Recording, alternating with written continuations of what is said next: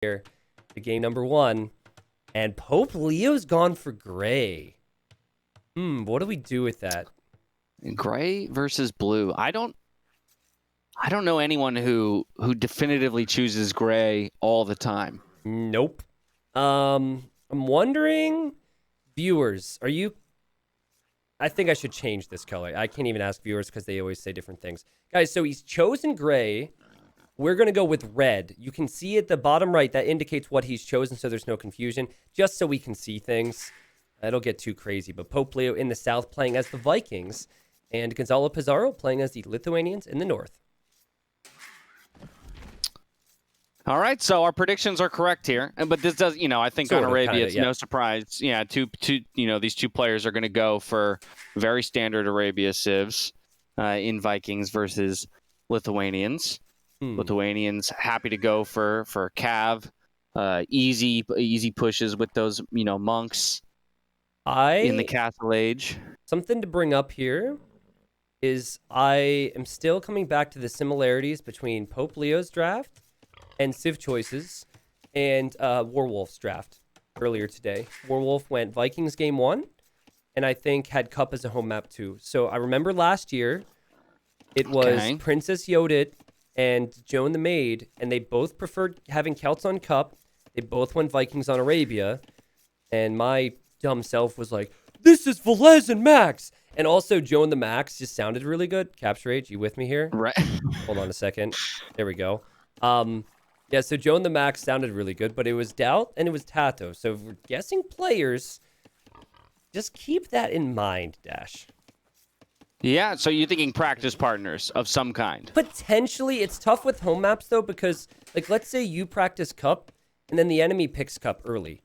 It looks to us like you wouldn't want to play that map, when in reality, you would have picked it yourself. So it's hard to say. But in terms of this Civ matchup, I think it comes down to map control, because Lithuanians can be dangerous against any civilization if they're able to get the relics. And then Vikings, I think, tend to dominate if they're untouched and allowed to boom. Absolutely. Both players pushing in deer. Did catch the boar lure from Pope Leo. Used the TC. Okay. So just add him to the list. Yeah, this is definitely weird, not though. Doubt. He's got one pig being collected by a villager. I don't know. There's some weird misclicks here in Dark Age for Pope Leo. Yeah, definitely a bit of a mess at the moment, but already beginning the walls on the right-hand side with the houses. So looking to protect the berries nice and early. Yeah, I see that. All right, and this would be a nice base layout. You've got the gold in the back and plenty of wood lines with some walls, which I think is priority for Vikings in this matchup. It could be strong. Lithuanians have one of the deadliest scout rushes in the game because they start with all that free food, and it's very, very easy to play with them. So I think we'll see a scout rush. Blue boar lure. Gonzalo used the Vils. Look at how weak.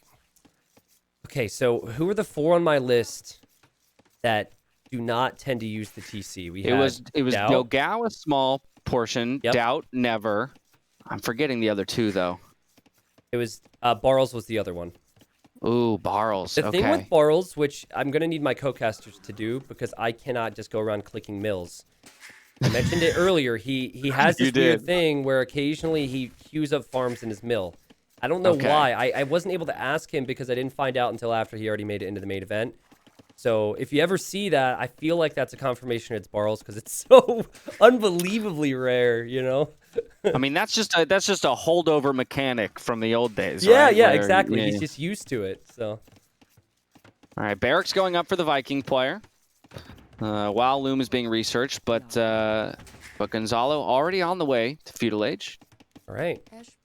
Gonzalo also pretty crazy here with the luring, scouting the enemy really late. Whereas Pope Leo knows where the enemy is, sees the barracks. You look at Gonzalo, and Gonzalo has no clue right now. So this is sometimes a little iffy against man-at-arms civs because they could surprise you and get to your base, and you might not have walls down.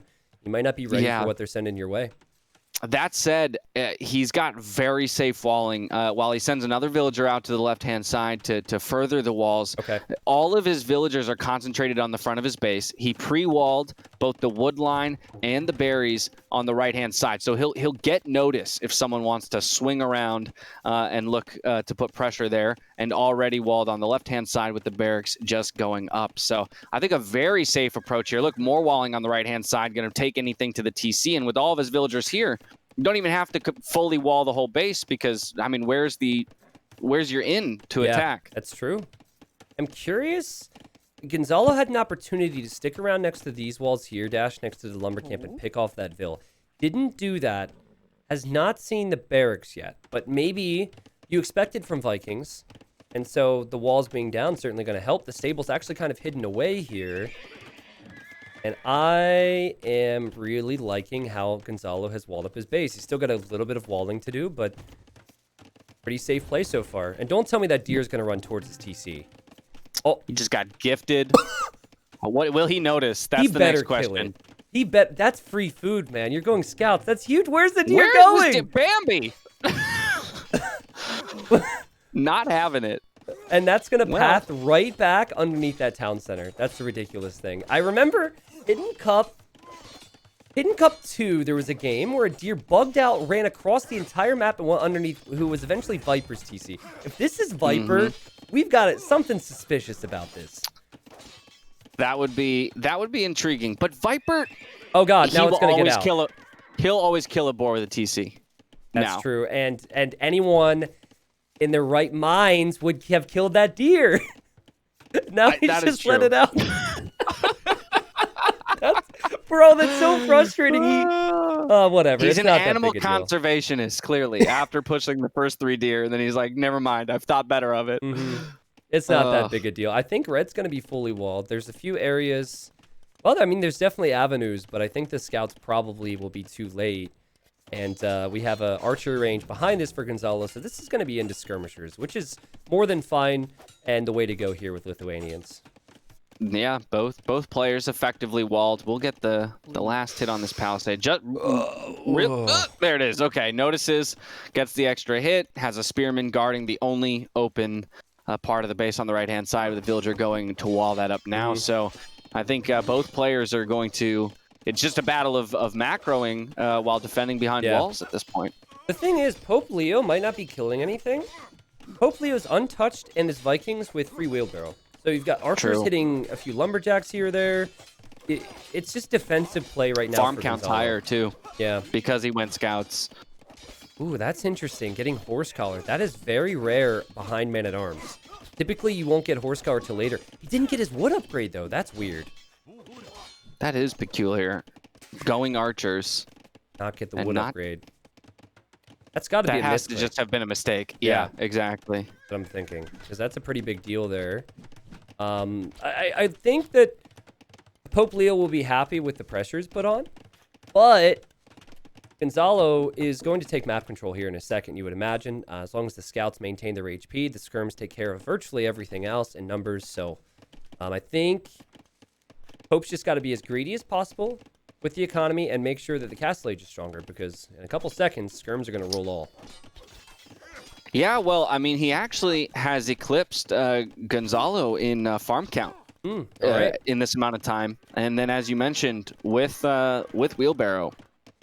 Interesting. That's going to be quite possibly a faster castle age. And also it's been super annoying. Like, look at this. The archers are still here. The skirms are out there. The skirms, they don't have fletching, but neither do the archers. And Pope Leo's just been poking, man. Just poking villagers. Wait, is there a hole? Okay, never mind. Okay, I got confused. Wait, is there not a hole? Is there a tree behind that tree? I think there's a tree, but it's like the tiniest little tree. Oh, there is. It's like Charlie Brown's Christmas tree. I can't even click it when I zoom in. Oh yeah, there we go. This other oak tree. All right. Well, this is what this game has become. We're just looking at trees. I was gonna say, it is the two casters focusing on the wrong thing. This is Arabia in 2021, ladies and gents. Oh boy. Lord. Well, you know, Dash, as I said, I think the skirms now, especially with the speed, are going to be very strong in this situation. And it's also really important if you're Lithuanians to keep your scouts alive, so you can scout the map to get relics later on. Yep, there is also a hole on one of the wood lines for Pope Leo. He overchopped. And yeah. While he hasn't noticed yet and he's not under pressure at the moment, the question will be, now that Gonzalo has pushed the enemy forces out of his base, will he at any point go forward and notice that and take advantage? You know what's really interesting about this position we're in now is that Pope Leo will be in Castle Age faster. I think he's out of his mind to have archers on the field right now. I think he should stay at home, but you might actually want to go for one stable if you're Vikings, just to get a few knights out there to clear up skirms in the next stage, and then your crossbowmen can do their thing. Not, while he will be faster, not much. True. They're both hitting that 800 gold mark. Great. Made me a liar because he produced a few more archers and now he doesn't have the gold. You just need to practice more. Listen, practice more and you're going to get it right every time. Yeah. Just like I do. Come on. Well, wait. Oh, no, up? he had the blacksmith. So I just say he's dropping that stable now that you asked for as the Viking player, as he is on his way up to castle. He'll be there just a few seconds later, but no one should be worse for the wear. Did catch the hole on his wood line. Plugged one hole, created another. But since the archers padded out, I was about to say, you should notice that. And now he goes back in and he's just going to plug. I'm a little confused right now, honestly, this game. There's something about this game. Like, even Gonzalo pushing out with skirms and then running home was really weird. Yeah. But I think Gonzalo didn't want to invest a lot into the upgrades because he didn't even get fletching and maybe felt like a scout could come out. So I don't know. But something about this one, it's a little iffy here for both of them. But it looks like it will be knights and skirms for Gonzalo. And will be crossbowmen and double stable knights from Pope Leo. That's aggressive. Whoa. Yeah. Getting the first armor upgraded right now. Bloodlines on the other side for Gonzalo. Finally forward. Ooh. He caught vision of that stable, correct? Let's see if he caught vision of the stable. He did. But he was in the process of being built, so I think the scouts there are scaring him off. And I'm surprised that Pope Leo made scouts and didn't continue to chase those skirms down, Right. Right, he's revealed that he at least has one stable up and producing while that second one was being built. And so you've definitely shown your hand to a degree. You would expect him to maybe jump on feudal age skirmishers with a few scouts and archers to deal with the two scouts of Gonzalo himself. I think in some ways, though, adding the scouts against Lithuanians is great to contest for relics. So that's not... I don't hate the move. It's an interesting situation we're in now because this is mega greed from Gonzalo. Gonzalo's going 3 town center boom. This is really uncommon. Normally you see 2 town centers, you upgrade to elite skirm, you get your knights out. I mean, look, Gonzalo's even going to run home behind the walls again. Crazy passive. And the deer was back inside the walls and now it's outside the walls. This deer has seen some stuff today. For real, dropping 3 TCs. First one up already on the forward wood line. That's going to give him a solid amount of protection against any pressure coming in on both the gold and that wood. He has that nice little hill to camp the skirms on top of as well. But pressure on the walls by these knights. Right. They're going to go in here. Certainly the skirms. This is before elite skirm comes in. They're going to do nothing here. By the way, this might be our first shout for Nikov. Still no wood upgrades for Pope Leo, but it doesn't matter because Pope Leo is a god and is punishing this greed with crossbow knight.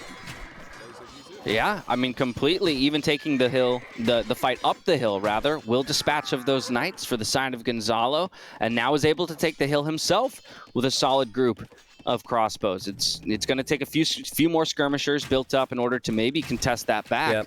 Yep. But since you've already invested into 3 TCs and some amount of a boom. This is so greedy, dude. Who would you say would go for the greediest boom? MBL. I actually, my first instinct was to say Vivi. Ooh. I think, like the Fat Dragon, it's very much like him to give up map control and be passive and just boom. And Nikov, okay, it looks like... And then you're thinking lack of wood upgrades on the side of side of Pope Leo is great. We'll see if there's a, that happens from time to time. We'll see if there's a trend throughout the series, but it's very unusual to miss the feudal age upgrade. But he realized now, like, this is way too fast did get for it. Nikov. Yeah, 25 minute. That's nothing. But 45-minute upgrade, that's when you start to think Nikov. Good point. Good point. First archery range goes down, so a good amount of damage dealt, and still so many knights camping this hill. Where are the gold options at this point for Gonzalo? I think that's the next question. He did evacuate out to the right-hand side, but has no protection there. So if that gets scouted at any point, could be really dangerous. Yeah, it is. It has been spotted. I'd almost like to see Pope stay on the hill and just send 2 knights over there. There's nothing... Right. It's not like Gonzalo has a monastery or anything to take low numbers of units. I'd really like to see stay on the hill, not allow him to get back to that gold, but just send 2 knights over there. That'd be so sick. And he is going to send 1 right now, and he might be sending the whole group. So he realizes this, Dash. Yeah, this is... Gonzalo's in a really tough spot. He's only got 3 knights to his name. Yes, they've got +1, but you look on the other side, Pope Leo's got +1 attack as well with a huge group of knights. This is so good from Pope Leo. He made Gonzalo think that he was going to switch over, comes right back to this hill, and the knights on the gold. This is a great player right here. And then he dives the TC. It's not an issue to do that because Gonzalo Pizarro is not showing enough of a force to really threaten him. No. And he's going to get, it looks like 4, possibly 4 Vil kills if he snipes this very last one. Yep. Boom. With 1 knight, does that much damage. Still has control of the other hill. Yeah. Gonzalo's completely off gold at this point. Finally gets a few Vils back. He's now putting some Vils onto stone. He's rushing up a market on the back end because he's hurting. Look at the value, man. Look at the value of military. But honestly, Dash, in some ways... And I guess this is a sign that I get really invested into my cast. This honestly tilts me. Not what Pope Leo's doing, but the fact that Gonzalo Pizarro thought that in Hidden Cup 4, you could just go 3 TC boom and not get punished for it. No, there's not a single player that should be able to get away with this. I don't care who you are, you're going to get punished.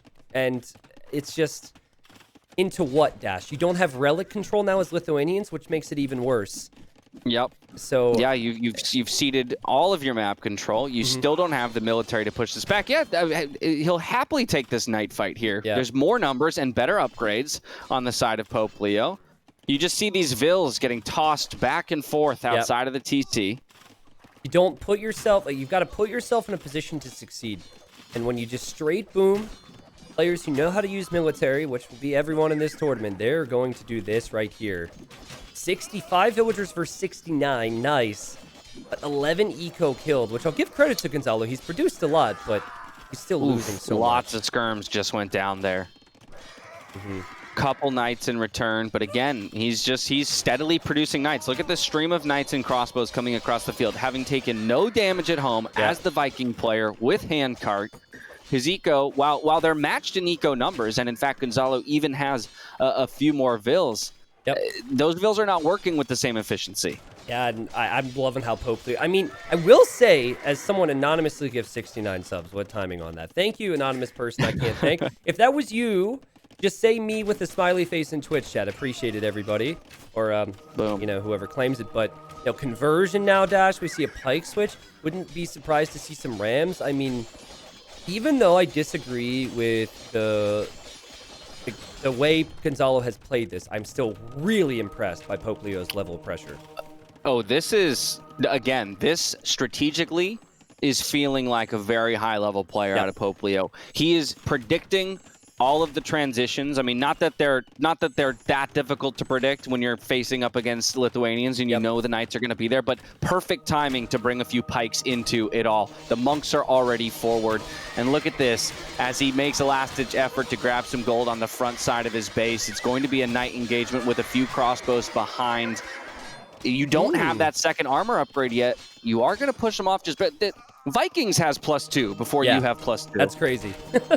Yeah, and that fight might have been okay for Gonzalo, but now more crossbows come in, now pikemen's coming in, it's Viking pikemen, so they have extra HP, and you're just playing ring around the rosy here with resources. Look, knights at the back now, I mean, that idle time is almost over 2 hours for Gonzalo. Lost 16 villagers. Tell you what, if I ever was a villager, I would not want to be in Gonzalo's town. Thank you very much. Yeah, as a lord, he doesn't do much in the way of protection. But you can see he's doing his best to expand, throwing a mill out to the left-hand side in the back. He is still he's tied in eco numbers, trying to rush up a TC on the front here, though, but the Knights find it while it will go up. That's more damage done, and boom, just like that, 10 villager lead, and he taps out.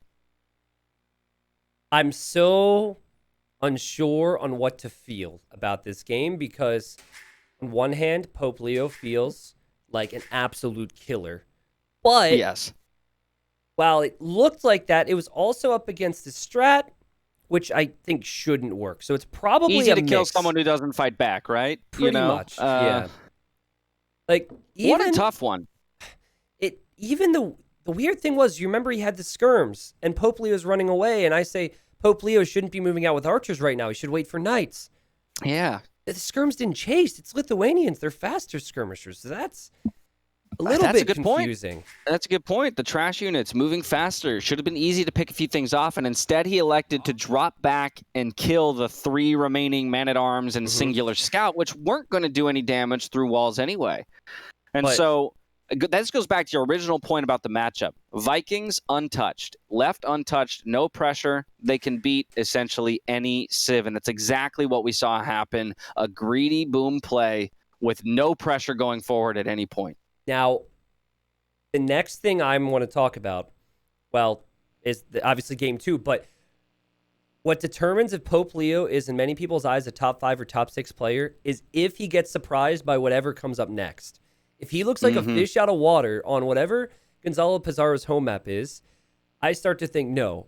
There's been so many instances where someone has destroyed on Arabia, but that's all people play. You know, you've got to show up with tournament settings. So here's just a quick look. I mean, this really says it all. Gonzalo Pizarro, total villager count in that game was 104, but only had 78 at the end there. And the total resources brought in, it was just wood for Gonzalo. He wasn't ahead in any other category. And a lot of times when you're booming, you're sending the vills to wood and then pulling them off wood for other things. And Gonzalo just could not do that at all. Look at the gold difference, too. Crazy. That's an astronomical amount of gold. Yeah. All right, well, back we go to the scene to speculate a little bit. Now, Gonzalo Pizarro has picked bypass first. That's another boomy map. So it's a player who likes closed off situations, I'm sure. I wonder. Okay, so the way that the civ picks work the map picks work is you go pick, ban. I wonder if in Pope Leo's shoes, he picks Mudflow, Gonzalo Pizarro picks bypass, Pope Leo says to himself, oh shoot, this guy likes boomy maps, and then banned hideout. Yeah, that makes perfect sense to me. Yeah. Seeing the kind of player that he is. Okay. Let's see. Let's hop into game number 2. We saw it in this game, right? Because we saw that that desire to go boom immediately and look to take the game late. It didn't play out, but I'm ready to hop into game 2 whenever you are. All right, game number 2. It is on slopes. Now I had mentioned Vivi for Gonzalo Pizarro just based on the boomy passive style. How this is approached, I think will give us some answers as to who I think is who here. Yet again, in this game, 25 seconds in, Pope Leo's gone for the color gray. Now, we can't do that because it's tough to see things. When you see fights, the units look the same. So I'm going to change Pope Leo over to red, just like we did for the previous game. And if Pope Leo wants to pick a different color, then have at it, Pope Leo. We'd love to use it, but gray and blue just doesn't work. Berbers against Khmer. What are your thoughts? Yep. Well, this makes my predictions for Gonzalo incorrect because he was the player I was saying it felt very obvious where he would go with each of his civ choices. And so with Indians in his pool, expected to see it here on slopes. But that being said, most players would expect to see it on slopes to take advantage of some of that fish off to the side. So again, maybe it's an intelligent pivot, to pull out something like Khmer here and save Indians for further down the line. It is that Berbers that I did talk about perhaps in response, just having cheap knights, although I questioned that effectiveness into Indians, but it might play out well here on a map that is fairly aggressive based on the nature of wanting to expand outward and generally about control. Yeah, I think if you're picking Khmer here, you're going to want to take advantage of the fact you can hop into houses. Go out and take some risk. And if the enemy spots you, hop into the houses. I mean, there's 1,000 food on each side for you. A lot of players are playing passively on this map, Dash, and considering the stakes and everything, playing safe into farms is fine, but I wouldn't like to see that here. I'd like to see Gonzalo make it a bit messy. And if it is someone who likes those messy games and likes a lot of scouts, I think Khmer is perfect for that too. So I guess... Yeah, Berber's also, you know, when it get into the late game, looking for castle control and camel archers is an obvious choice. We see a lot of games on this map end up going late. We've seen Mongols picked for a similar reason.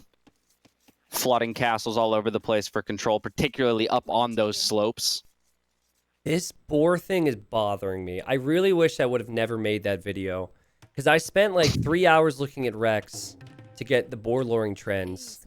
And the video's on YouTube if you missed it, guys. But there's 4 players who don't weaken boars with TCs. You've got Dal, MBL, Barles, and Dogal would rarely do it, but would on occasion.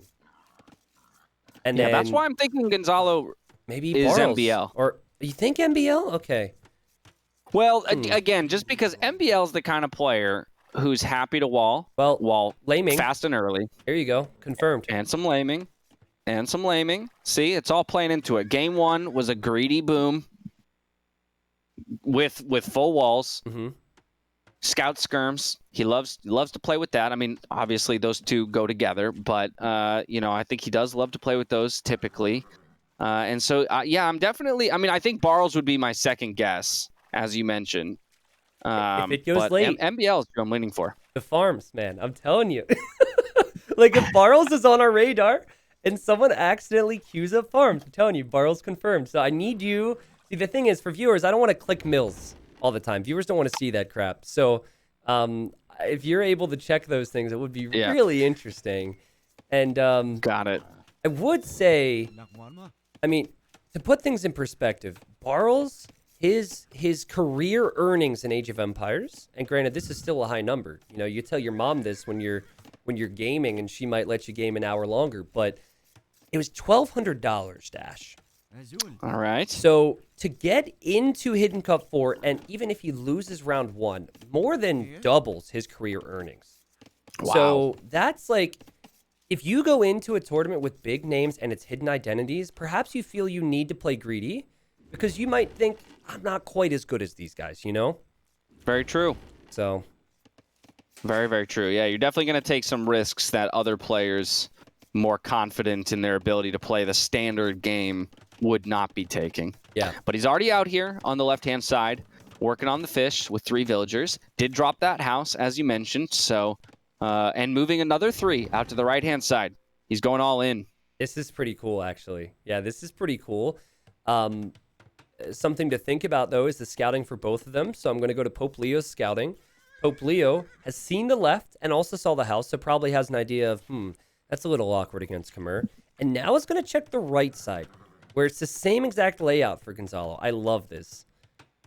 Yeah, but I really like the heads-up play to scout both sides. I think, you know, a number of players may have been satisfied with catching out, you know, the villagers on the left-hand side and assume that it's only going to be, you know, one side being taken advantage of at a time. But to go to the other side and make sure he's got vision of both is a very cool play. Already working on his walls back at home. Both players are walling from the back to the front. Yeah. Now, you have Pope Leo also has milled, and Gonzalo did scout that. So both players have scouted the sides, and I guess the difference is Gonzalo has more of an opportunity in the near future to be able to get some snipes. Now, Dash, there's 2 things I want to bring up. First off, Berber villagers are faster. Don't forget about that. They have to run. They can run with the scouts. But the other thing is the Khmer bonus that you do not need to build a barracks before making a stable can actually hurt you here, because it's quite common to see a few additional spearmen against the Khmer. And then what do? If it's spearmen and scouts, you kind of need your own spears in there. Also a little strange to me that Gonzalo's walled from the back of his base forward. I mean, the scouts are going to come out onto the map here soon. We've also got 2 spearmen already for Pope Leo coming forward. Look, a third very one. aggressive. Like I would argue there's not a single civ in the game you would ever see this many spearmen against. It's just the fact that players figured out a way to abuse the Khmer bonus, or I guess use it against Khmer, right? Right. Absolutely. Throwing out a mill, a tile away. Okay, I'm only some players would do that. I'm looking elsewhere at the moment. Oh, sorry. It's in the house. Yeah, whoop, there they go. That's Khmer for you. And then Dash on the other side. Look at that. Gonzalo shows up to find the Vills, and the Vills have already gone home. That is so smart. Yeah, huge heads-up play to know that the pressure is going to come in on that side. As it was scouted, these three scouts for Pope Leo just going to hang around the house. At least he can keep them idle and also use the spearmen to kill the remaining goats, or whatever those are. Yeah, man, I'm really loving Pope Leo's way of approaching this again. Both players are walled. Pope Leo took some food, is now going into farms, and if you're Gonzalo, even if your villagers come out of the house, they don't have a lot to do anymore because the spearmen killed the ibex. There you go. That's what they are. Archery range coming up for Gonzalo now. All right. Within the walls, so trying his best to keep that secret. That's a nice back gold area too. Nice and cozy. Both players in both games been able to wall up nicely. No big mistakes there, but you do have exposed Vills on the right side again. And here's a little bit. Oh, he's pre-shooting the deer so the spearman can't kill him. That's cute. But now you can't get into your house. Uh-oh. Right, he's gonna get cut off. Likely one villager going down here. Yep, one gets picked. The other two will make it to the house. So the first Vill kill going over to the side of Pope Leo.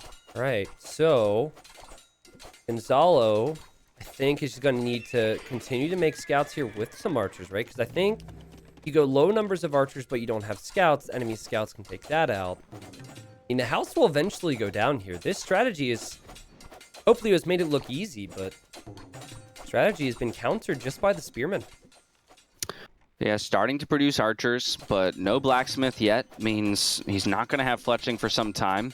So he's going to have to either figure something out relatively quickly. House is below 250 HP. He does have a waypoint set. Here come the scouts looking to escort these Vills as they pop out. Yeah, that's helpful, and you just hop into another house. You actually don't need to delete your palisades there, unless you feel like you can take the fight. Yeah, to bring out these two archers, they're going to make as quick of work as they can on these spearmen, but again, no fletching just yet, so they're not super potent, but he does manage to save the two villagers remaining. So only took one loss. Meanwhile, he did bring home the ones that were on the left-hand side as all the food is gone over there. So he's back safe within his walls. And again, it's looking like a race to the castle edge. Yeah, and honestly, I'm liking Gonzalo's position a lot more. I was really worried there for a moment that those villagers would go down. Archers were perfect timing. He created just enough scouts, but not too many. And since Leo had 41 seconds of DC idle time, that's about the time it would take to create 1.5 villagers. So you could argue, looking at the Vill counts, Gonzalo is in the better spots. But what do we go into from here, Dash? You thinking maybe we see an archer switch for both? Stables? What's on your mind? I mean, I feel archers, just from my perspective, feels bad as a Berber player, but he does have an archery range up. And is first to castle. I would still expect him to bring some knights out, and then for the Khmer player to maybe play crossbow in castle. Okay. I think. What about you? What are you thinking? So I'm with you. I actually think both civs feel like knight switch is the most natural. Both civs have. There's the second stable. Pretty fast farms, yada yada. But the big thing here is Berbers have cheaper knights and they have camels that are also discounted. So I think it makes sense for Gonzalo to make archers for that reason, because you can't make your own camels. You're kind of playing into the Berbers' hands if you don't make some archers. But I still think it's going to be something like 1 range, 2 stable. And I'm surprised actually to see Pope Leo prioritize making skirms right here. I don't think it was necessary, but maybe he's worried that so he's going to go skirm knight. Yeah. Bloodlines coming in now. We do have fletching now on these archers into no fletching, no armor skirmishers. So just a little pressure onto the walls as both players make their way to castle. Pope Leo will be there first, though. So those couple knights are going to come out early We'll see what the reaction is from Gonzalo when he sees that Castle Age hit. Would likely, I assume, pull those archers back, wait for the crossbow upgrade. Yeah. I tell you what, Dash, these skirms a little weird for me. Because if he were to get both feudal age upgrades, which he kind of needs right now, he wouldn't have the resources for the knights. So I feel like he's just going to stop making them entirely right now. And he's going to switch in towards knights. And, the scouts find a good moment for value here.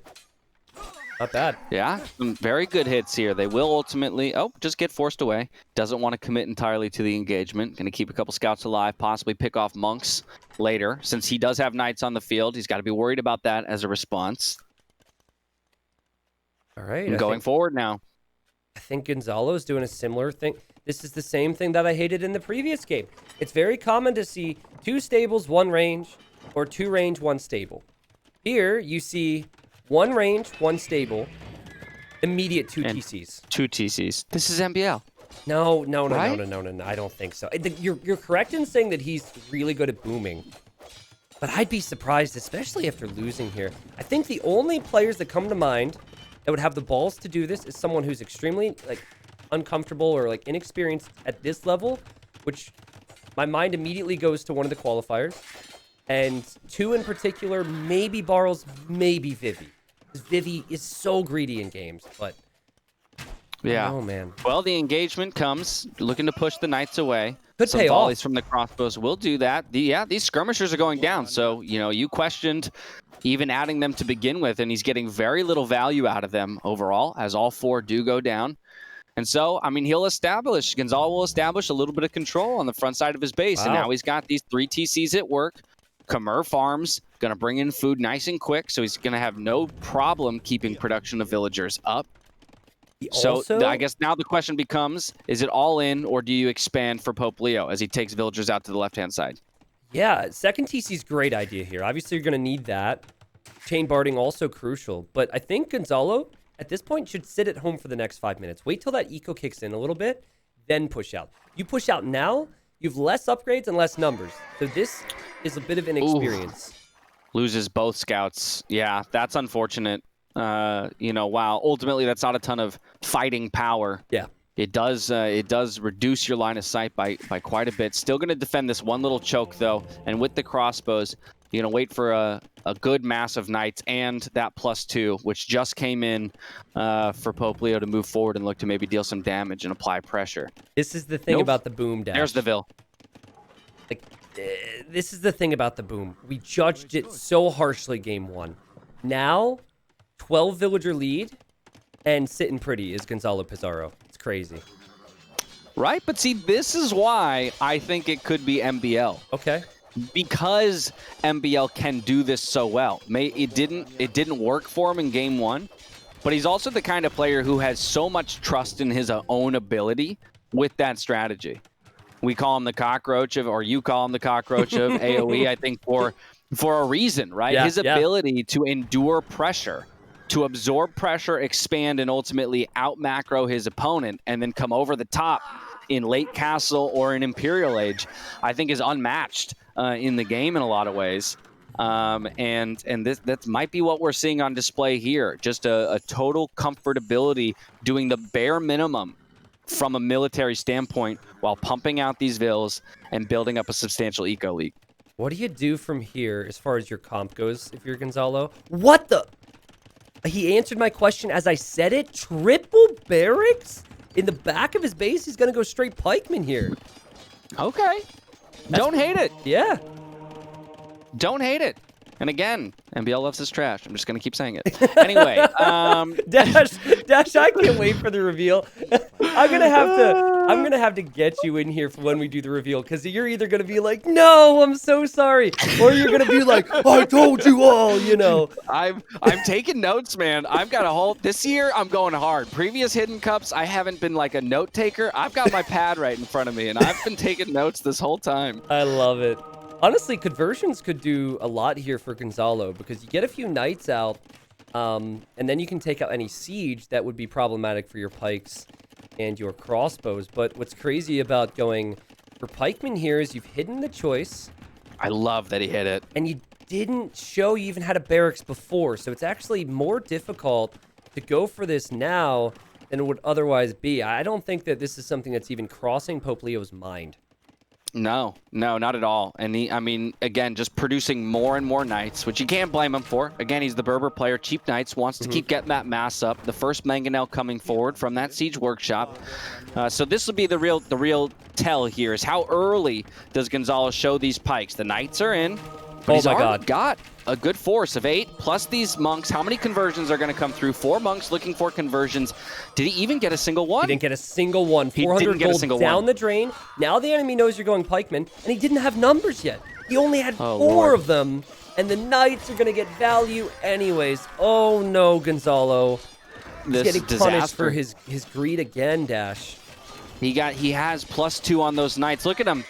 They're more than happy to go underneath the TCs and fight. These crossbows are getting wrecked on the left-hand side. Okay, a few pikemen will come in support of that, but a number of kills already. Yeah. And again, with a few monks now arriving of his own, Pope Leo is going to be able to both heal up the knights and stave off. Even monks converting pikes is so huge in this matchup, just reducing the numbers of pikes in defense.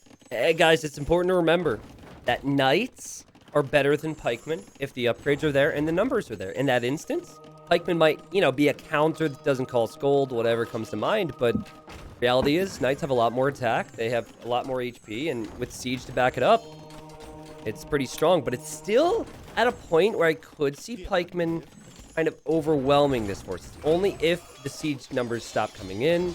That said, there's now 4 siege units here, and Pope is like converting instantly, big mangonel shots there. This is really good play.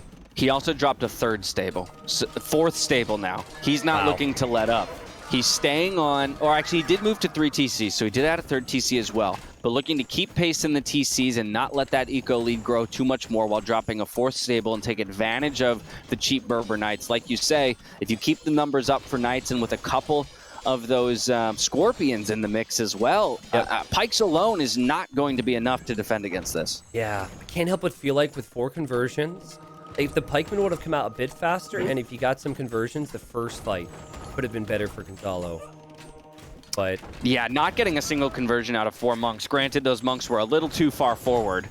Would have expected them to be near the TC for, quick defense and being able to garrison them. But the great focus out of the knights to get those monks down first before pushing forward.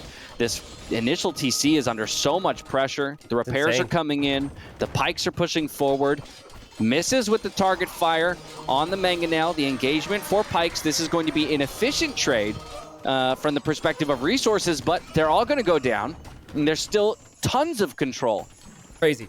Out of the Berber player. Yeah, I mean, I feel like there's so many people who are here right now who haven't seen Age of Empires in 20 years, and they're just scratching their head like, I thought pikemen countered those things. Like, I was told that pointy boys counter the horsey things, and that's not the case here, Dash. If you're playing the game at this level, there's so many factors. And I have to say again, Pope Leo was playing so clean. The monks are there. The siege is there. The eco behind this, we're not even looking at it, but it's 4 TCs. This is ridiculous, man. Yeah, this is incredible pressure. 2 more barracks being dropped, so we're now up to 5 in defense for Gonzalo, continuing to pump out pikes. With this town center under siege still, one Vil looking to repair, but she goes down. The knights come in. It looks like we might have a commitment soon to a fight. Another engagement taken here by the pikes, but the numbers aren't enough. Nah, the pikes are just too weak, man. Look at that KD. Almost 100 kills now for Pope Leo. The pikes have no armor upgrades. Yeah, he got attack. That's another thing too, right? He didn't have upgrades. Just, you put yourself on the back foot to get a Vil lead, and then you just tend to struggle to catch up in numbers, Dash. And it's 2 games in a row Gonzalo's tried this approach. Yep. 4 mangonels now. 4 mangonels is just going to eat TCs so quickly. Or even if he decides to target the production from here, right? He can easily just go after these 3 barracks in the middle, but will elect to go to the TC on the right-hand side. The Khmer player really feeling the pressure. He gets caught out on the right as he tries to expand as well. Pope Leo is thinking of everything. Big attack rounds.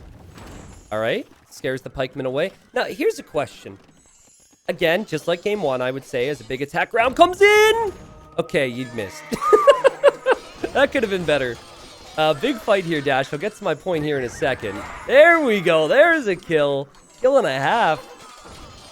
Pope Leo soon going to be an imp with imp upgrades, Dash. How good is Pope Leo? Are we talking a top 5 player? Are we talking Gonzalo just not having his day today? We very well might be. I mean, I think, again, the awareness of the map and what's important at what times here. The Berber player expanding at the right times himself while also controlling the front. Like I said, during this engagement here in the middle, he caught out 6 villagers heading to the right slope to try and establish more of an eco presence over there. And so just not allowing his opponent any time to breathe. I think the monks were a great addition with the few knights, but he is finally going to get pushed out of the base here. Yeah, it's like, yeah, we did it, we did it, we did it. And then, oh, he's an imp. Imp. Yeah. That's such a horrible feeling. I think we've all been there. Oh, boy. And Pope Leo's going to drop a castle on the left here, Dash. And he knows that the enemy has a castle there already, so he figures he can just tread from beneath that. Still getting Cavaliers, still making units here. I'm back to the player. It is tough to judge because it depends on who he's up against. If this is Vivi on a bad day, for example, Gonzalo Pizarro, I could see, Nikov, Viper, Leary, Hera. There's a lot of players who I think could perform this well, but not more than 8. I think this is either a top 8 player from the previous Hidden Cup or Nikov, because I think Nikov's got this overwhelming pressure about him, which... Yeah. Maybe here Velez, actually. I don't know. The level's too high. I was going to say, I think Pope Leo is going to be very difficult to call. It's simply because so far they've just played a very intelligent pressure game against somebody who's choosing to do very little, right? And most of our top level players who don't get put under pressure in any way, shape, or form would be able to execute on a strategy like this and know how to execute it fully. But already putting trebuchet pressure on the left-hand side where the only castle is for Gonzalo, he's himself 40% of the way up to the Imperial Age and trying to repair just a bit, but Cavaliers in. It's looking mighty difficult at this point to defend against the pressure. Here they come. Has killed 25 villagers, make it more than that, and has a 2-to-1 KD, which is pretty rare for Age of Empires. 2-to-1 KD is not normally something that you'll see, and Gonzalo is correct to play on here. It's the biggest tournament prize pool in 20 years, but I think from what we've seen from Pope Leo that you and I just have all the confidence in the world that he's going to close this out. Yep. Yeah, I do believe, especially if this castle goes down, because if this castle goes down, those Cavalier don't have to worry about much. They can run over pikes, no problem. And all that farm space is exposed. There's 31 farms there around there, and the monk just got hit by trebuchet. Insult to injury there. A rock comes flying out of the sky and hits a man of faith. It's rather ironic that Pope Leo is the one killing the monk as well, as we see camel archer upgrades coming in now. So I think Pope Leo will have a pretty convincing switch into some ranged units, which will counter the pikes. Yeah, absolutely. I mean, again, looking for small ways back in. Gonzalo's got a castle up on the right-hand side, researching conscription, and at least has expanded that direction. He's reestablished a little bit of a presence in his own base, although there's a single Cavalier doing a heck of a lot of damage on that single pile of gold right now. Yeah. He's killed 3 villagers under a TC, possibly more. I mean, I know Gonzalo's got bigger problems. There we go. All right, Gonzalo notices that. I mean, truthfully, Gonzalo is a beast with macro. Yeah.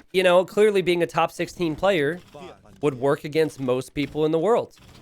The fact that it's 120 villagers still after losing 30 or so is impressive. And he's choosing to just throw his halberdiers at the trebs to push them away. He wants to reestablish control with a castle of his own. And I guess if you feel you've got the resources and the economic income now to replenish those numbers relatively easily, it is an effective way. Berber do struggle a bit against Halb Ram because their best tool to take out Rams would be their Cav, and of course the Halberdiers would be there for that. But I think there's just too much control for Pope Leo right now. He's just got castles everywhere. Halberdiers you can't really win the game with, and I think Gonzalo wants to go for Hussar. You can see some cav upgrades. You can see light cav now, but I think he's about to get overrun. There's going to be too many areas that are falling apart here over the next couple minutes. Yeah, and I think what we just saw was really just the transition moment, right? The pressure stopped for a moment as the Camel Archers were coming out. Yep. That's what gave the time for the Halberdiers to ultimately push back a little bit. But soon enough, you know, we're going to see the Camel Archer numbers be high enough that they can kind of camp around Trebs and defend those effectively while Cav do some raiding on the sides, just like they are here on the right-hand side. Yep. And we're going to finally get the kill push. I'm just surprised he hasn't gone back to the left. That's the only thing. I guess, okay, he's going to Treb the relics in the middle.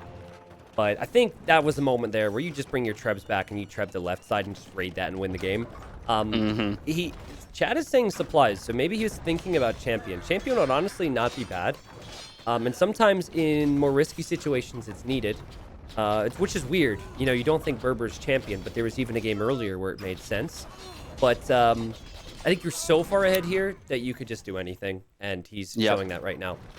Yep, I think for Gonzalo's perspective, his only lifeline is spam Halb defense, understanding it's not ideal against elite Camel Archers of all things, and some Cav, and then just raiding. He's got those stables up on the right-hand side.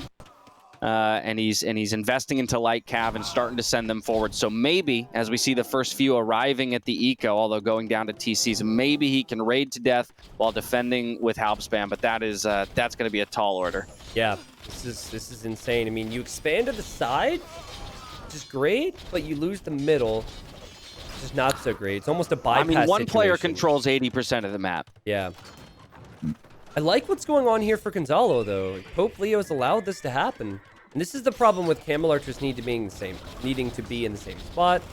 And okay, never mind. Gonzalo unable to push back. Yeah, on the left will unfortunately lose those traps. It's a good fight from Gonzalo. You know, it really still be in this game at 150 pop against 180 is impressive. Yeah, absolutely. But he's got no way to deal with this massive Camel Archer sitting square in the middle of his base. Yeah. One TC going down, the other one about to go down as well. Hussar now in, so even being beat out in the upgrade of the scout line here means all these villagers flee, but they don't have much of anywhere to go. Wow. There's the GG. GG called, and yeah, that was just as this castle got denied on the right side. And the Hussars get the snipes. That's 2 games in a row where Pope Leo has just smothered Gonzalo Pizarro. It's a mix of 2 things. Pope Leo being an insane player. But Gonzalo also sits back and says, hey, smother me, attack me. Come on, I'm waiting for it. You know, it's like... Right. It's really... He's taunting him. It's really... Like, of all the games we've seen, of all the players we've seen today, Gonzalo Pizarro almost stands out the most because it's so ballsy to play like that. Yeah. Yeah. And the fact that he lost this one is the only thing that's making me rethink the NBL call, but I still have an inkling. I'm not sure if viewers noticed, but I was checking the mill. I'm just waiting for a farm to get queued up because I'm in between, I think, Barles, who we don't know as much about, who might be very greedy to try and get leads, or Vivi. Those are the 2 that come to mind right now. As for Pope Leo, I could be looking at a big name here, a very big name that could go very far in this tournament. We definitely could, but I feel like I'm nowhere close to understanding who Pope Leo is, specifically because he hasn't been challenged. Yes, I think once we see him get challenged and how he reacts to pressure and things like that, then we might get some defining characteristics. Exactly. Yes, it's very easy to say it now. We'll see what happens the rest of the series and what greater tests come throughout the tournament if Pope Leo does indeed win one more game. But I'll tell you what, Pope Leo is going to be put in an awkward spot to earn it. Which might be good, might be bad for Pope Leo. I'm not sure. Gonzalo Pizarro in 2 straight games has overboomed, and now we'll have a map in bypass. We speculated on Civ's dash, and I think the 2 Civs that make the most sense for bypass would be Aztecs or Turks for Gonzalo. Yeah, I had said Turks, and I think I'm going to stick with that. What would you go with? Again, on the other side, I'm confused what Pope Leo would necessarily go for here, because I think, again, he has more versatile civs. Yep. Okay, so let's just try and guess here based on what we think Pope Leo is going to do on other maps. I think Celts is Cup. We've seen that a lot. You could have Koreans there, but let's just say Celts. Right. Mudflow? Well, we talked about... Ooh, okay, go ahead. I was just going to say Mudflow. Koreans also could awkwardly work, but Koreans could also kind of work on Hideout. So could Slavs. So... Dude, I have no clue, honestly. Yeah. Well, Hideout was banned, correct? Or sorry, I meant to say Bypass. Gotcha. High pass. Yeah, see, Koreans, I think Koreans sounds interesting to me on Bypass, but that could also be a throwaway civ, to be honest. So then I'm thinking, oh my goodness, I really don't know. What needs to change? Before we just hop in here, we're going to hop into game 3. What, in your mind, does Gonzalo Pizarro need to change to turn this around somehow? He needs to go on the offensive. That's what it is for me. And I do actually think that Turks would be well suited for that. Okay. Specifically because, again, if he goes the direction of a single push point, at least on the earlier portions of the game, straight through the middle on Bypass with Turks, you get a castle drop, you get some Janissaries out, get those things clumped up, and really just push up the gut. I think there's a possibility that while both players I would still expect, go for a fast castle, Turks apply the pressure, while Pope Leo, I think in this case for the first time, will look to expand and absorb. We know Gonzalo can boom. How about take some map control and then boom? You know, that's got to be the logic. But let's find out. Game number 3. I hope it's Turks. Please be Turks. I want to see Turks. Turks. It is Turks. Yes. I'm so happy. Oh, see, this is the thing. I uploaded a YouTube video where it was used in a practice game. And we had many practice games and many show matches. We're 25 seconds in here. And the reason we did that is because I didn't want to force a map which didn't make sense competitively. You know, sorry, Force Nothing fans, but that would have been wrong of me as a tournament organizer. So I had this idea. We tested it. Nilly is in one of these show matches, and he picks Turks. And it ended up working out with some crazy fast imp play. Is that maybe on the cards, Turks versus Slavs, game number 3? Turks versus Slavs. Well, we did just see a fast imp. Of course, it was with Portuguese and Feitorias. Yep. So I don't think we can necessarily evaluate Turks on the same scale.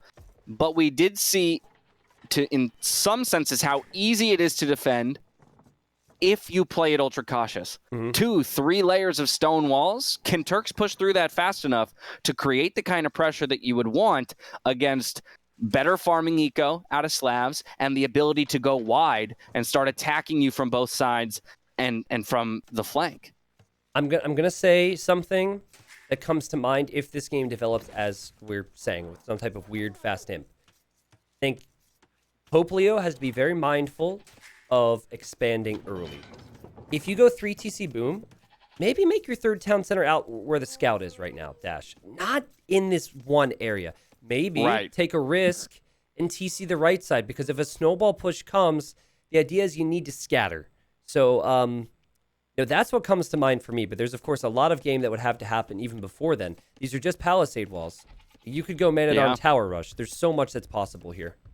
That's a good point. We shouldn't rule out an even earlier amount of aggression, because again, we did see, I believe it was in the show match on Bypass, we saw some amount of feudal age aggression with attempted towers. That was a funky. That all worked out in a very funky way, and ultimately it was defended in terms of the push itself. But I gotta love how Overlay Team decided to put an actual cockroach on MBL's player profile. I mean, it's one of the weirdest compliments I've ever given a player. I think we know how good MBL is at staying alive. This is actually a map. We don't know who MBL is, of course. Many people feel like they've got a guess, but this is the type of map that I think MBL style would thrive in. I know the meme is he hates arena and whatnot, but when you've got to reposition and it gets scrappy for control, that's where someone like MBL would excel. Well, I feel like MBL would be happy to go Goths on hideout, you know? But, forward. Black Forest strategy. Yeah. And I got excited there because you could have actually seen Gonzalo shoot that elephant, and could have essentially lamed it next to the wall. And that's why Pope Leo brought the elephant in early, just so that wouldn't happen. So that's good play. Yeah, good heads-up play there. Bringing 2 villagers forward now. But as long as this wall goes up, is he going to... I love it. I love it. He's bringing 2 vills. Neither person has loom. And he's going to look for the fight in the middle for some control. Now, this is weird because if you want to save that villager, you have to open the gate, Dash. Do you want to open the gate? I think you're okay with opening the gate because if he brings his 2 villagers in, now they're trapped in with you, you know? True, okay. Exactly. Okay, but now there we go. He's going to drop the house, but with 2 villagers now, it's actually going to be Pope Leo who gets control of the center, which, again, referring to our initial idea of strategy for the Turk player, is going to put an extra, line of defense between him and an early aggressive push. You know, what was funny there is Gonzalo hesitated. 2 villagers started running towards the walls again and said, never mind, we'll never make it. So yeah, not worth it. They thought about it, and now... you could use the logic of Pope Leo's aggressive. He could just lead his walls, bust right through those palisades, and pressure the Turk player. You don't have to go fast castle, but I think probably will see that. I don't know, man. It's unique. We haven't seen the map enough. We certainly haven't seen this Civ matchup before, and I'm loving it. Yep, we got deer pushing now on the side of Gonzalo. Okay. Or ostrich pushing. Yeah, both players, actually, using the sheep. To push on both ends through the gates. That's good. So that implies a fast castle, because at this point, they push so much food, they could go feudal age with a solid build order. 2 lumber camps for Pope Leo. What do you do if you're Slavs against Janissaries or like gunpowder in general? I mean, don't you just have to go Cavalier? Yeah, like maybe some weird ram, hussar, skirm thing. It's actually one of the Slav weaknesses, I would say. Bombard cannons. I guess you could go monks against bombard cannons and hand cannons, but still kind of awkward. Yeah. Another thing to not ignore about Turks is their scout line, getting the free upgrades and everything. I wonder if that'll be utilized to kind of to negate any ability by the Slav player to expand to the the left and right hand side. Just a few light cav on both sides. Sides. While again, centralize the push with your gunpowder units, and just throw a few light cav or hussar out to the the left and right hand side, and again, maybe you can make it a single point of engagement. And I think you're not too far off from this being played somewhat standard for Gonzalo. Which I have to say, very good job here with this macro. He's going to get the zebra in, perfect timing.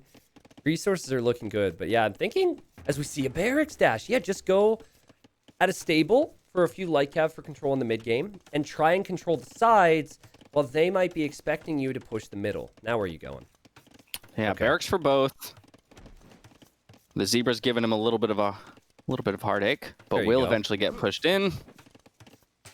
Almost identical feudal age times. Just a second or two separating the 2 players. Expect them to make it to castle. No problems. Yeah, it's a little close for Pope Leo. Just a teensy bit. I'm not sure what the difference was there. Maybe pulling an extra vill or something. Honestly, he has one too many on wood. He's a little low on food. Yeah, like having 400 wood in the bank, that's too much. You just need around 300 for a blacksmith and a stable. So it could have been extra farms or a few extra villagers on goats. But I think it'll be figured out. But like, I would 100% be expecting Janissaries if I'm in Pope Leo's position. And that's not what's going to happen from Gonzalo. There's the stable, there's the barracks. On the other side, we have a stable and a barracks, but also a spearman created. Okay. So Gonzalo decided to build 1 spearman, send him out to the right-hand side. Just a little bit of extra scouting, I guess, and protecting against some kind of scout all-in or something. I hate 2 things, and I'm not sure if this gives us any player guesses. I hate the blacksmith position so much. That is a perfect TC spot. Why would you ever make a blacksmith there? For which player? For Pope or for well, let me check the other one. because they're both near the golds. I guess Gonzalo's is worse. I think I hate Popes. Oh, I think I hate Popes more because at least for Gonzalo, like if you really want, you could delete the mining camp and build the TCE between the gold and the wood line. But for Pope Leo, that you're right. That would have been just the ideal TC placement between the lumber mill and the gold. But I just don't understand the need for it. It's not like you don't have space. Make the blacksmith next to the barracks or something. That's weird to me. But yeah, here we are. We're up on our high horse. I was gonna say, well, we would be wasting the extra 10 seconds to place the blacksmith elsewhere, and/or decide where to put it. Meanwhile, these guys just chuck it down and get themselves to castle. Yeah, listen, we might not be able to compete with these guys, but at least their bases look nice. All right. Well, I definitely can't. Well, I'm a little scout engagement over here on the right-hand side, but and I'm curious what this develops into, because remember, Turks don't get pikemen. So if this turns into light cav v light cav, you could see Pope Leo go for some type of pike siege push in the middle, or even on the outer ring. This is the first time that we've seen this map played kind of like hideout when it's not hideout. Well, free light cav is in, but a spearman now with those scouts, so don't want to take that engagement. A few hits go through, just going to kite it out, but plenty more light cav coming forward. So we are seeing the light cav control being attempted by the Turk player. A monastery already going down as well. So relic control is something that he's thinking about. Stone walls forward in the middle. I think that house could really bite Pope Leo in the ass later on. That's true. That's going to be much easier to bust down. That's we'll see, right? We'll see. But we've got a knight, we've got a spearman, we've got a scout, just a mix of units from Pope Leo. And yeah, I don't think the light cav are ever made to engage against anything of value except for monks. So no, yeah, just looking for control on the relics. He's got a spearman camped on one of the relics to the left-hand side. He's scouted out a majority of the others. We have a third TC now going down for Pope Leo. One of them forward on that gold, and the other one in the back on a wood line and a gold. So at least some safety in case that push through the middle comes. I like that. Still one TC and no stone for the Turk player. But look at the there's farm the second count, one. right? So the big deal here is that Pope Leo might have some TC idle time. In fact, already does, because Pope Leo's gone 3 TCs before having the farm count to justify it. So I actually feel as though the Vil difference won't change all that much because of the TC number. That's a good point. But, it depends on the macro and a bunch of different factors. Of course, he might figure that out soon. But Dash, I'm just wondering, is there going to be a 4th town center on the right side? Or the left side? Do you push the middle after this? What is this game going to turn into? Well, there goes the third TC for Gonzalo on the wood line to the left-hand side. And he actually, as you mentioned, perhaps slightly better eco balance with a few more farms working at the moment. And plenty of wood to drop the TCs here. Expect a few more farms to be added, but he might actually be able to keep production of those 3 TCs up, and so going to keep in lockstep on the eco front. But yeah, definite questions about what the ultimate strategies are for each of these players, because I do feel like you get into a dangerous position if you let Slavs boom in an unfettered fashion, not having the ability to upgrade from spears to pikes late game. Pope Leo just lost his Pope. And that's what Light Cav could do for you. There's another one out here. Light Cav are not supposed to be able to convert it all that easily, but that was a long distance conversion. He deleted the spearman. And the Light Cav gets the kill anyways. Truthfully, that's how it should work, I think. The Light Cav do resist some conversion, and that's 2 monks down for Pope Leo. Yeah, meanwhile, 2 monks coming forward on the bottom side of the map, along with those 3 light cavs. So just trying to make his way up to that relic. We'll likely look for a conversion on this knight as it comes forward. 1 scout there, though, could possibly snipe at least one of the monks. Scout? Ooh, I like it. He pulls the knight back, sends the scout forward to look. I like that Will as well. He's going to get the first kill. We'll get a hit and then die here. All right. Yeah, doesn't get there, but pulls the knight back. So it's just 1 monk, but without another scout there. Oh, he managed to get his monk out there, pull the relic anyway. There it is. Oh, there it is. He yoinked it. All right, yoinking it back to his base. Whereas, okay, I was just going to say, where are the relics at this point? So you've got this relic going home for Pope Leo. The other one's being protected on the left side. There's a monk for Gonzalo. There's also a relic in the middle, which I suppose either player could contest. We'll have to get through the walls, if Gonzalo wants to. So possibly that's a free relic there for, for Pope Leo if he goes for it now. But that would, I think, make it 3-2 as we have a monk coming forward on the left-hand side. Does look like he will be able to pick up that relic as well. So 3 for Gonzalo, 2 for Pope Leo if he does go for the one in the center. Yeah, Pope doesn't have a scout out, so I think it's unrealistic to try and find that monk. You know it's on the way back. Dash, I'm so happy because there's a lot of things I've had anxiety about with this event, but the maps is definitely one of them. Like, if we introduce the new maps and all of our testing, all of our prepping turned out to be a lie, and the maps just were garbage and they were easily understood, blah, blah, blah, I would have been upset, and I think it would have been bad for the tournament. But here on day one, this game is completely different from what we saw on the map earlier. We even saw that crazy fast imp in the previous set, so this might go late.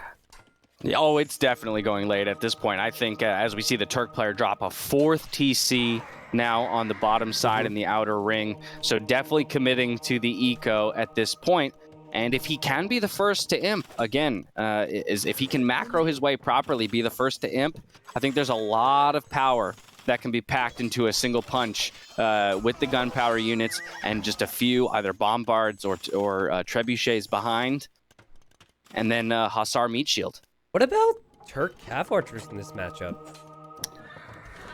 You know, that's a good point. I forget that they have such potent Cav Archers. Yeah, that was, by the way, that was the fastest conversion on a light cav I've ever seen. Like, I think any other player in the tournament wouldn't get that, but because it's Pope Leo, the conversion comes in. That's what he gave. You gave him a shadow buff. Mm-hmm. Jeez, man. 4th TC for Pope Leo now, so matching TC for TC. That's pretty sick, man. Slight eco lead for Gonzalo. Of course, we had the relics to talk about. Look at what Gonzalo's going to try and do on this right side now. Space control. Love to see it, especially if you have the current map control at the moment. He might need a few units up here to help defend against the scouts and the spear. But two villagers and a monk, actually, they're not going to be able to do this. No, maybe a little bit, like, good thought, but too early. Yeah, okay, sends the vills back, waits for some light cav to come forward. Spear gets a few hits in, but still 2 scouts and 1 converted light cav. Wow, this is great from Pope, though. Pope's like, I know what you're trying to do. I saw a villager. And it'd be fun to see Pope Leo and or Gonzalo try and do the other side now. While they're contesting this side, try and get some type of control on the other side. There's a lot of gold, a lot of stone. The food's not really that important unless you start to lose your farms in the middle, but no, could play a factor. But I do love that he tried aggressive walls first. Even if it was a little bit too early, I think on this map you raise a really good point. How much stone and gold is in those 2 side positions? And so if you can establish stone walls, forward, the amount of resources that you buy yourself. As a couple camels coming out to now push this back, maybe he will be able to get himself up to that point and ultimately... castle, though. Castle and defense. Yeah, camel converted there. Pope Leo on the ball here. Now on the way to imp, a minute behind. Yeah, I guess that castle doesn't necessarily hold the position, but it stops Gonzalo Pizarro from advancing and getting those walls down. And okay, Pope Leo's going to wall here. I suppose that there's an opportunity to wall again later, but I do feel as though this is mainly a wall to stop himself from being raided by Turk Hussars, possibly. On the left side, excuse me. Yeah, and I like the play. Just being ultra safe here. He'll still have the ability himself when he feels ready in the Imperial Age to open up that side and start flooding in some cav, as well. But definitely, given that he is going to be second to the Imperial Age at this point, I think he's buying himself some time at the very least from any pushes. This to me is just so weird because they're playing it like there's not this giant gap in the middle, And wait a second, here you go. Well, oh my God, you're kidding me. Hold on a second. Okay, wow. Can that villager get converted? Convert it. Convert it! Come on! Convert Pope Leo's girl. Come on. Yes! Oh my goodness, now there's a hole. And the relic could also go to Gonzalo, and hussars or whatever could just flood right through the middle right now.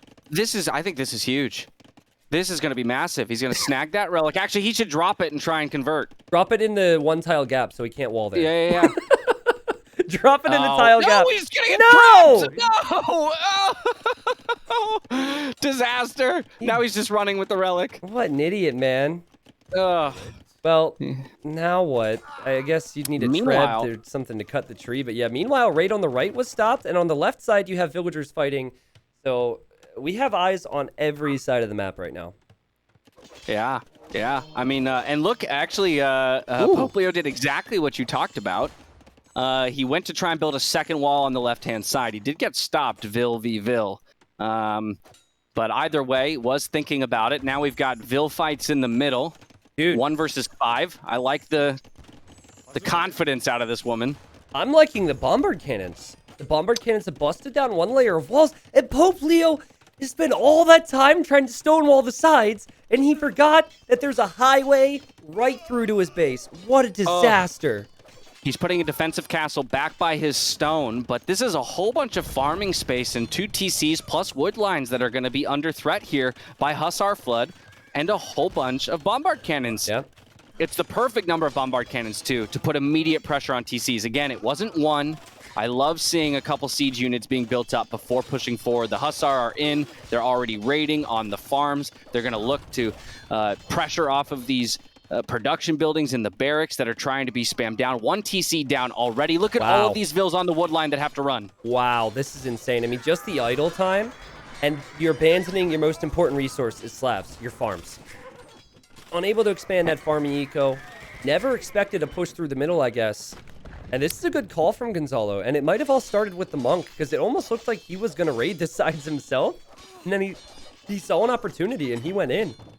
Yeah, he just had to abandon 28 farms while losing 2 TCs.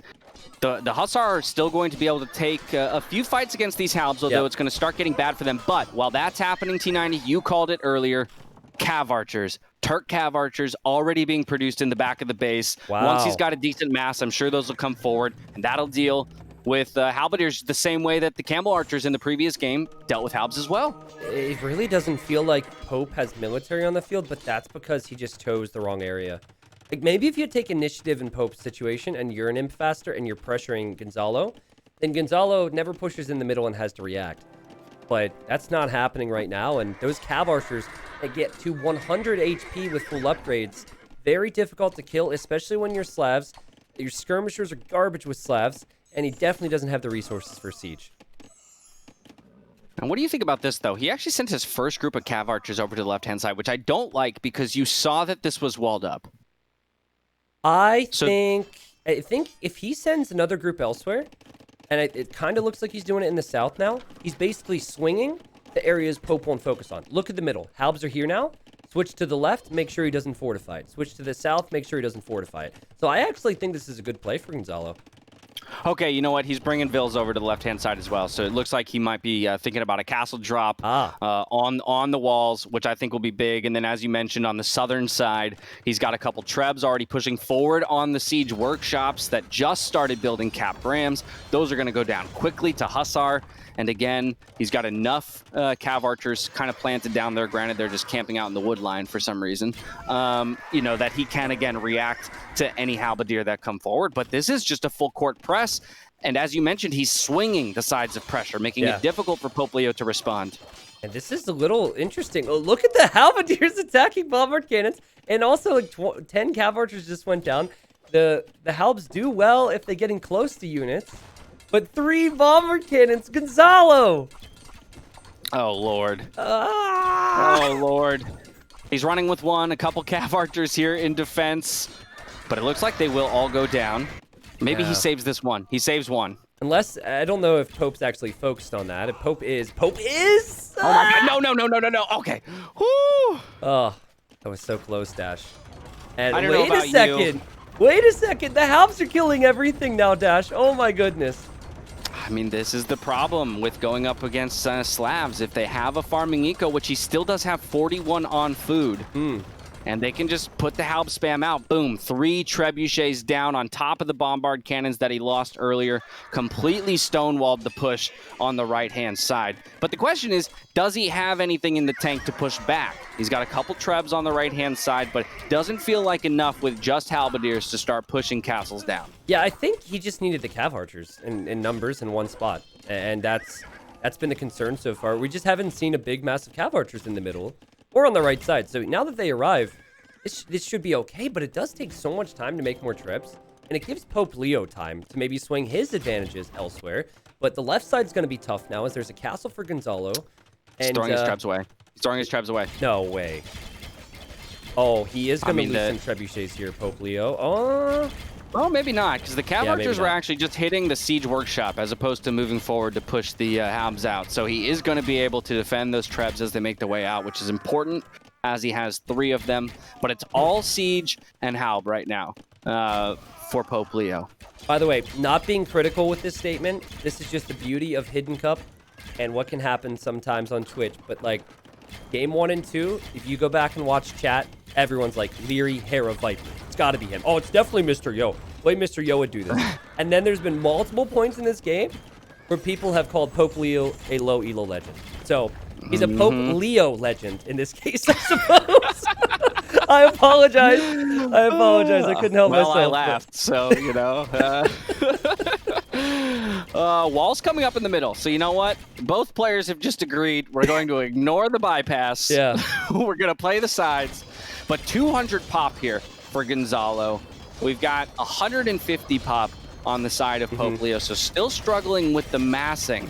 And that's what gives me the sense that we're looking at possibly the first victory on the board here for Gonzalo, as he's got 4 trebuchets doing work on the production buildings, tons of those heavy cav archers in numbers, which are going to make it difficult to deal with. Onager feels like a very last-ditch effort to try and get some big shots and maybe push this back. Yeah, I mean, even if we stay here in this very position for the next 20 minutes, Pope Leo does not have the relic count, and he doesn't have the golden stone secured, and he's not pressuring the middle. So I don't see a real win condition here unless something like Siege Onager comes in. Then there's always potential for big shots. But what makes cav archers so good, especially Turk cav archers with 100 HP, is they can tank a few Onager shots, and with that damage output, you can even micro them down. So really good spot for Gonzalo. Yeah, very tanky. The mobility as well against the halberdiers means they can kite for days. And again, I'm in love with the number of siege units. 4 trebuchets, 3 bombard cannons means all of these productions buildings are going to melt. Here come the halberdiers forward, trying to do a little bit of work. And even without micro, plenty of heavy cav archers still alive to push it all back. This castle's going down, and it's starting to look bad, starting to lose all sense of recourse here for Pope Leo as he looks to defend on the other side as well with just a couple onagers over the wall. A dash Hidden Cup just makes viewers and casters. Oh, big shots here. I guess the onagers are going down as well, but Gonzalo really should focus over here, and does. But Hidden Cup just makes us all so reactive, doesn't it? Because now I'm looking at Gonzalo, and I'm saying, I understand why he. You're thinking MBL. Well, you really think it's MBL, which I think is hilarious, and maybe it is. But you know, whoever it is aside, it definitely makes me think that this player is stronger than I would have thought in game 1 and game 2. As we see Pope Leo lose a game, we have not seen a single sweep today, ladies and gentlemen. Random seeding, not a single sweep. This game series will go on. You gotta love it. And it's been sick, yeah. Gotta love it. Gotta love it. I do think this game, I appreciate that Gonzalo actually didn't try and do anything, too crazy in recognizing, that possibly an all-in can be stonewalled out right from the get-go, expanded his eco quite well, was slightly faster to the Imperial Age, good control over the relics, understanding how those might play into the late game, and using the light cav line, the free upgrades to make sure he did have that control. And then cav archer, the cav archer switch with enough siege to push was really great. When is the last time that you have seen Turks picked and win a game in a high-level tournament? Like, let's say $10,000 plus. Has there been a time? I couldn't tell you. Yeah, I mean, obviously arena tournaments not come to from memory, mind, not but from my memory. Yeah. yeah, I mean, it obviously the map itself lends a huge hand to that, but against Slavs, a top tier pick for many years, that is impressive. Because Gonzalo maybe has a few more tricks up his sleeve. Here we go to the statistics. Now, I'm curious about total economy. Now, that's telling. The fact that Gonzalo had more food when up against Slavs, who has the fastest farms in the game, this says it's not just the Civ, but it's also how it was played. More of every single resource there for Gonzalo. I have no complaints about the relics either. That, of course, helped. And the army high 74 versus 39. Pope Leo just couldn't get into anything. Yeah. I mean, he was playing catch up the whole time. Again, slightly better eco, a slightly better balance for the Turk player. Mm-hmm. Even a slightly faster castle time, right? And we noticed that with the Slav player maybe struggling a bit, had too much on wood, right, in Yeah, feudal, so just true. a little bit later to castle. The expansion in eco we went faster to 4 TCs for Gonzalo, and you saw the build up. Right, so Pope Leo just absolutely flattened Gonzalo in game 1 and 2. So he has to have some confidence, I think, going into game 4, even though he lost this game, of course. Yeah, I would still expect to see some a fair amount of confidence just because of how handily you won the first 2 games. But I think you do start to begin to question, to some degree, what happens if I don't have total control over the game, from minute 1, which it has seemed like he has had in the first 2 games of the series. Sure. Yeah. Well, I think we should speculate a bit more here because we've got some weird civilizations, certainly not civs that you'd expect to be remaining here. So if it's Mudflow next, I think the best option, I don't even know what to say about Pope Leo, but for Gonzalo is, well, I like Japanese and I like Indians for Mudflow. Though what's weird, Dash, is I don't think Indians fits on any situation except for Mudflow. Like, it's not going to be good at this point. Yes, because you didn't play it on slopes, right? I think so, anyways. But then again, technically, like, you do start with some fish to collect with villagers on both of those maps. It's just a bit right. different. Actually, that's a good point, right? So actually, maybe Indians is the right pick here if it is Mudflow. Whereas I thought it was going to be Khmer, but essentially could have just inverted those picks. For the 2 different maps. But you're right, Pope Leo, still very confused about where he's going to go from here ultimately with his draft. Okay. But that said, if because if he can assume like we just did that Indians is coming in, what would you want to play into Indians since Khmer's off the table? I think Celts is a great pick, but I feel as though Celts is probably better on Cup. So if you're expecting Indians on Mudflow, if it is Mudflow, dude, I swear, Koreans has me so confused. Like, I guess we honestly, for a reason, right? We honestly could see Celts and Malians. Like, Malians would probably be more than fine on Mudflow, and Celts would be more than fine on Cup. So maybe Koreans are just forgotten about here. Perhaps. But okay. I do think the Indians. I think we're in lockstep on Gonzalo's picks. I think it'll be Indians, and then it's just a matter of what the response is. Yeah, I think we see Indians for Gonzalo. It is Mudflow, and then Japanese game 5 if it gets there, of course. Ladies and gentlemen, there have been so many Twitch primes today. Thank you. Reminder that whether it's a sub, resub, gifted sub, or there's no other option actually, that it goes towards the prize pool number at the bottom there. So it's been incredible. Appreciate you guys. If you have questions, of course, it's hard for us to answer them, but we'll maybe have a period where we can do so. Best players in the world here playing on hidden identities. Game 1 and 2, people were screaming some big names. Game 3, people were like, maybe Pope Leo is not who I thought he was. But Dash, there's one thing that I think the games have shown us today, and we said before Hidden Cup 4 started. The level is as close as ever. So no longer can you just wait for a 3-0 and say, oh, we know who that is. We haven't seen a single 3-0 today. Yeah. Exactly. I mean, I think to a lot of degrees, the qualifiers were proof enough of that, right? You saw a lot of big names not make it. The fact that the Max is not here in the main stage of the event is wild to me, given the level of player that he is. But it speaks to the overall level up of the community more recently. All right, so Indians, their villagers collect fish faster. It's a very unique bonus. It's been nerfed many times, and that is probably one of the reasons you pick Indians here. You bring in food so quickly. He already has, he consistently has 3 villagers in the queue and probably more here. Problem is, Dash, is you got to switch off of fish and go to boars and, I guess, in this case, elephants a bit quicker.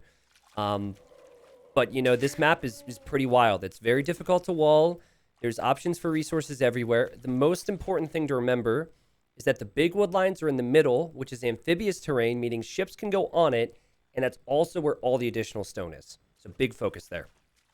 Yeah, and we saw in the series earlier today 2 very different approaches to this very map. Yeah. One player refusing, by all accounts, to take water, opting for tower defense and knights and land, and ultimately that player prevailing. But on the flip side, we did see what a few galleys could do in terms of harassment of those forward wood lines, and you know, ultimately how hard it is to keep your eco safe on this map by virtue of both the forward wood lines and the fact that you can't farm around your TC.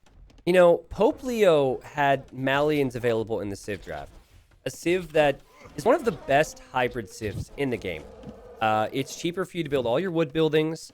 You have knights, you have camels, you can even go crossbow with faster university upgrades. It's a Civ that I think is known to the point where it'd be good on this map.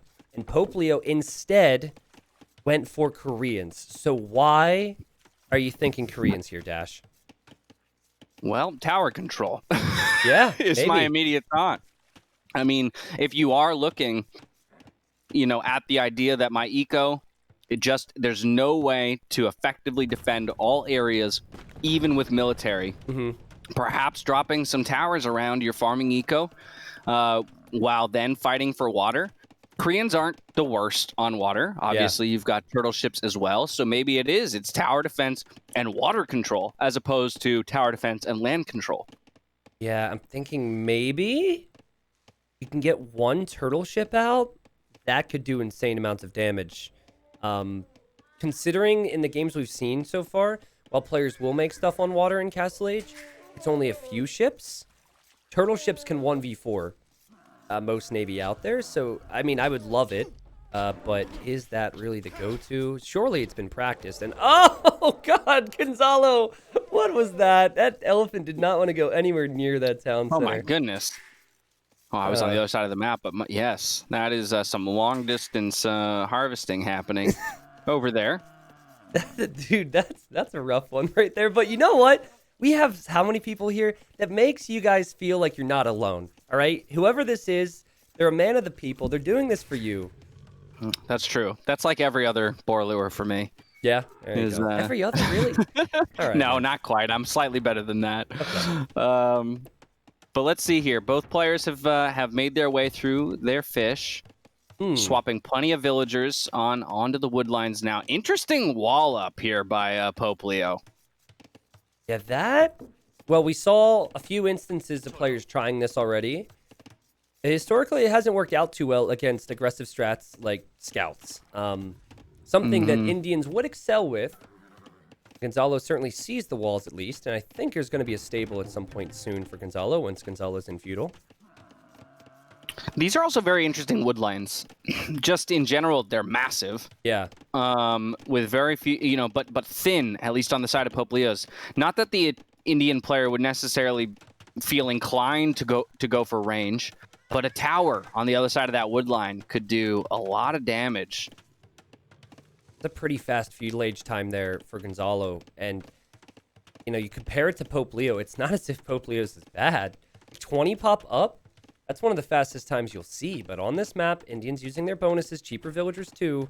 I think we're about to see a villager pounced on here, and I don't think Pope Leo is expecting this scout to be in feudal age so quickly.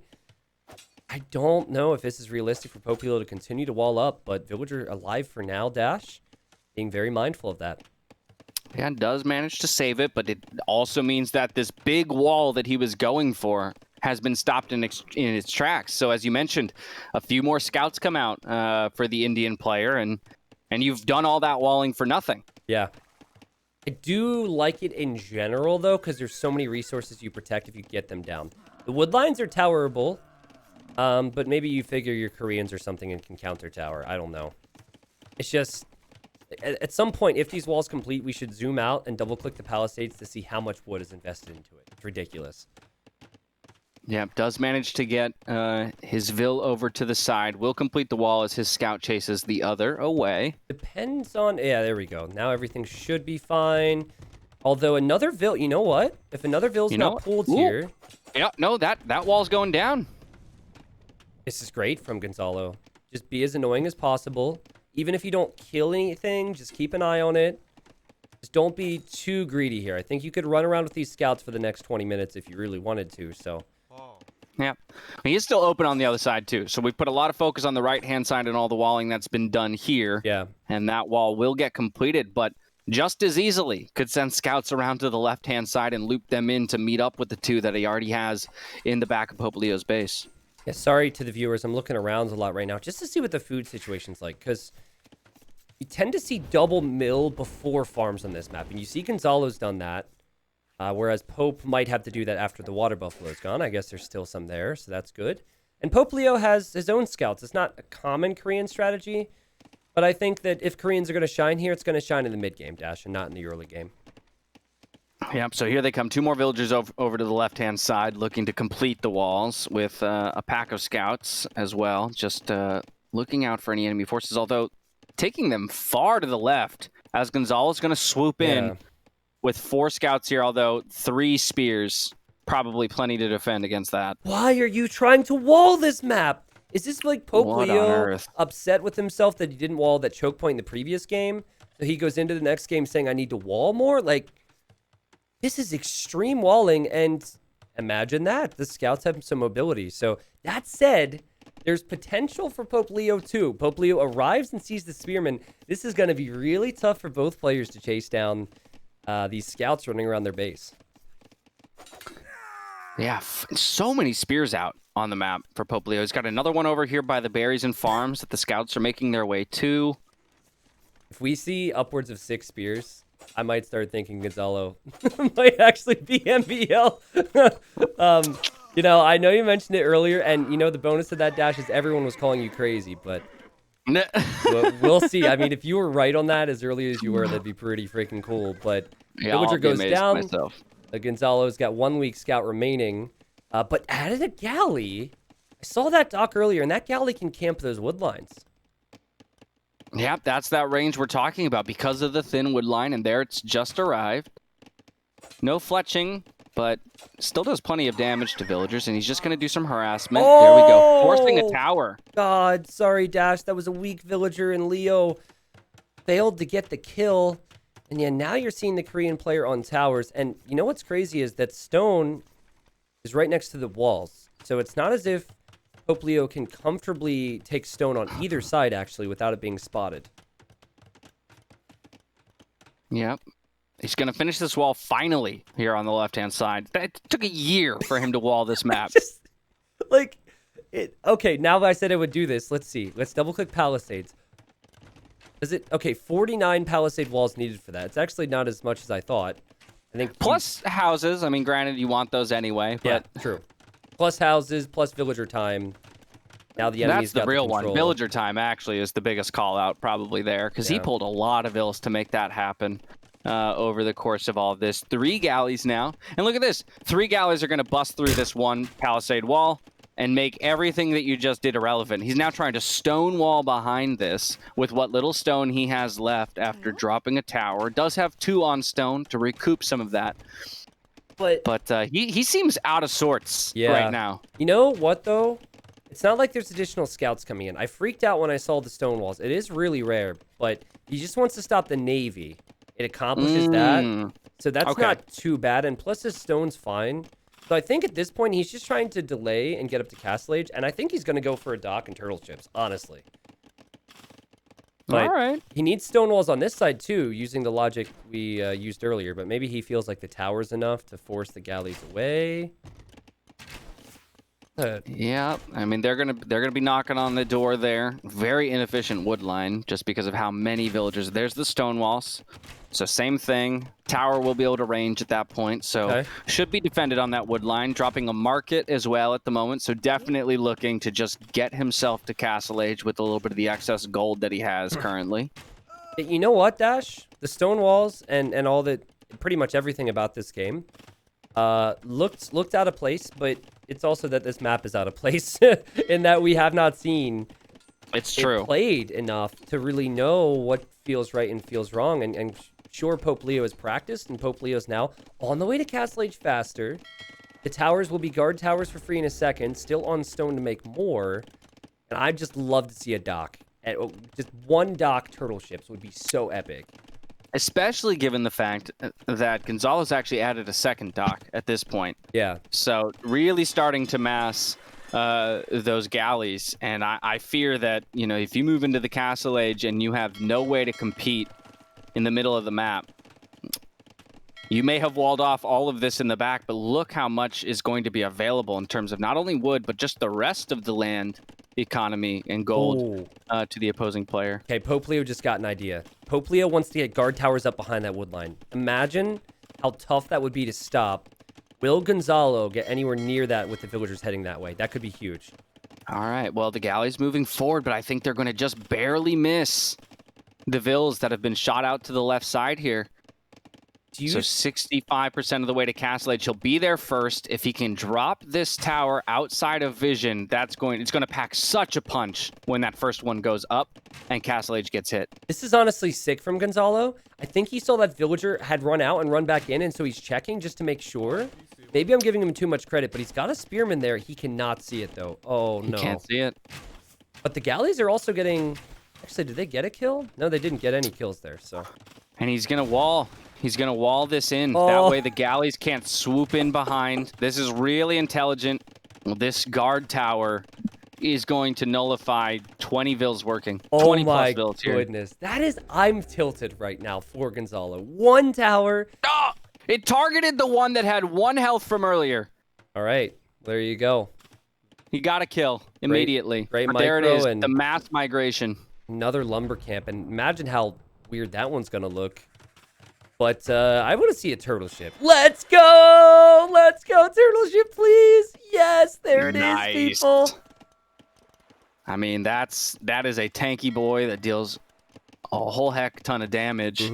It's about to come forward, and now I feel like this game has just become about Gonzalo effectively defending his wood lines. Yeah, maybe. It could. You could say that both ways, I suppose. But I'm just curious how good this turtle ship will do against this many galleys. It's just one. Oh, yeah. And a spear. Don't forget. Oh, the tower, too, is honestly amazing here. Look at that. He's going to hide next to the tower and repair the ship. You're kidding me. What is this game? And is that a town center? Love it. Don't town center there, Gonzalo. Pick anywhere else. He's committing. He's committing. Okay, so that's one turtle ship. There's another one. They're pretty chunky boys, so they've got to take some time to get over there. Yeah, they are chunky boys, but with this many war guys, he's throwing his vills away. Did he misclick? I think he had them on the same control group there. That could be who would control group the villagers and that one turtle ship to the same thing. That's devastating, though. I don't know exactly who would do that. Maybe that's a little. It essentially comes down to not wanting to use more than 3 control groups. Yeah. Second turtle ship out, dealing a little bit of damage. Already's picked up 2 kills on the war galleys, but with proper kiting here and a few more reinforcements, it's going to get shoved back as well. And now there are no vills for repairs. Yeah, that was a big thing. So he's got to go all the way home. Yeah, like if he had repair villagers, he wouldn't have lost a single one, and he could just fall back to his tower. Everything was perfect until he tossed away the villagers. And it's not as if turtle ships are a very cheap unit, too. Something to remember. But, okay, that one gets saved on 5 HP dash. Good play from Pope Leo, who is booming in the north on 2 TCs. And also, he's raiding the gold! Yeah, that's huge, actually, because they're going to be able to deal with that spearman. He should target the spearman here. Yeah, maybe get that spearman to it first. But either way, big Vil kills Either way, there. he's going to kill pretty much every single Vil on this gold, and it looks like actually Gonzalo never noticed this.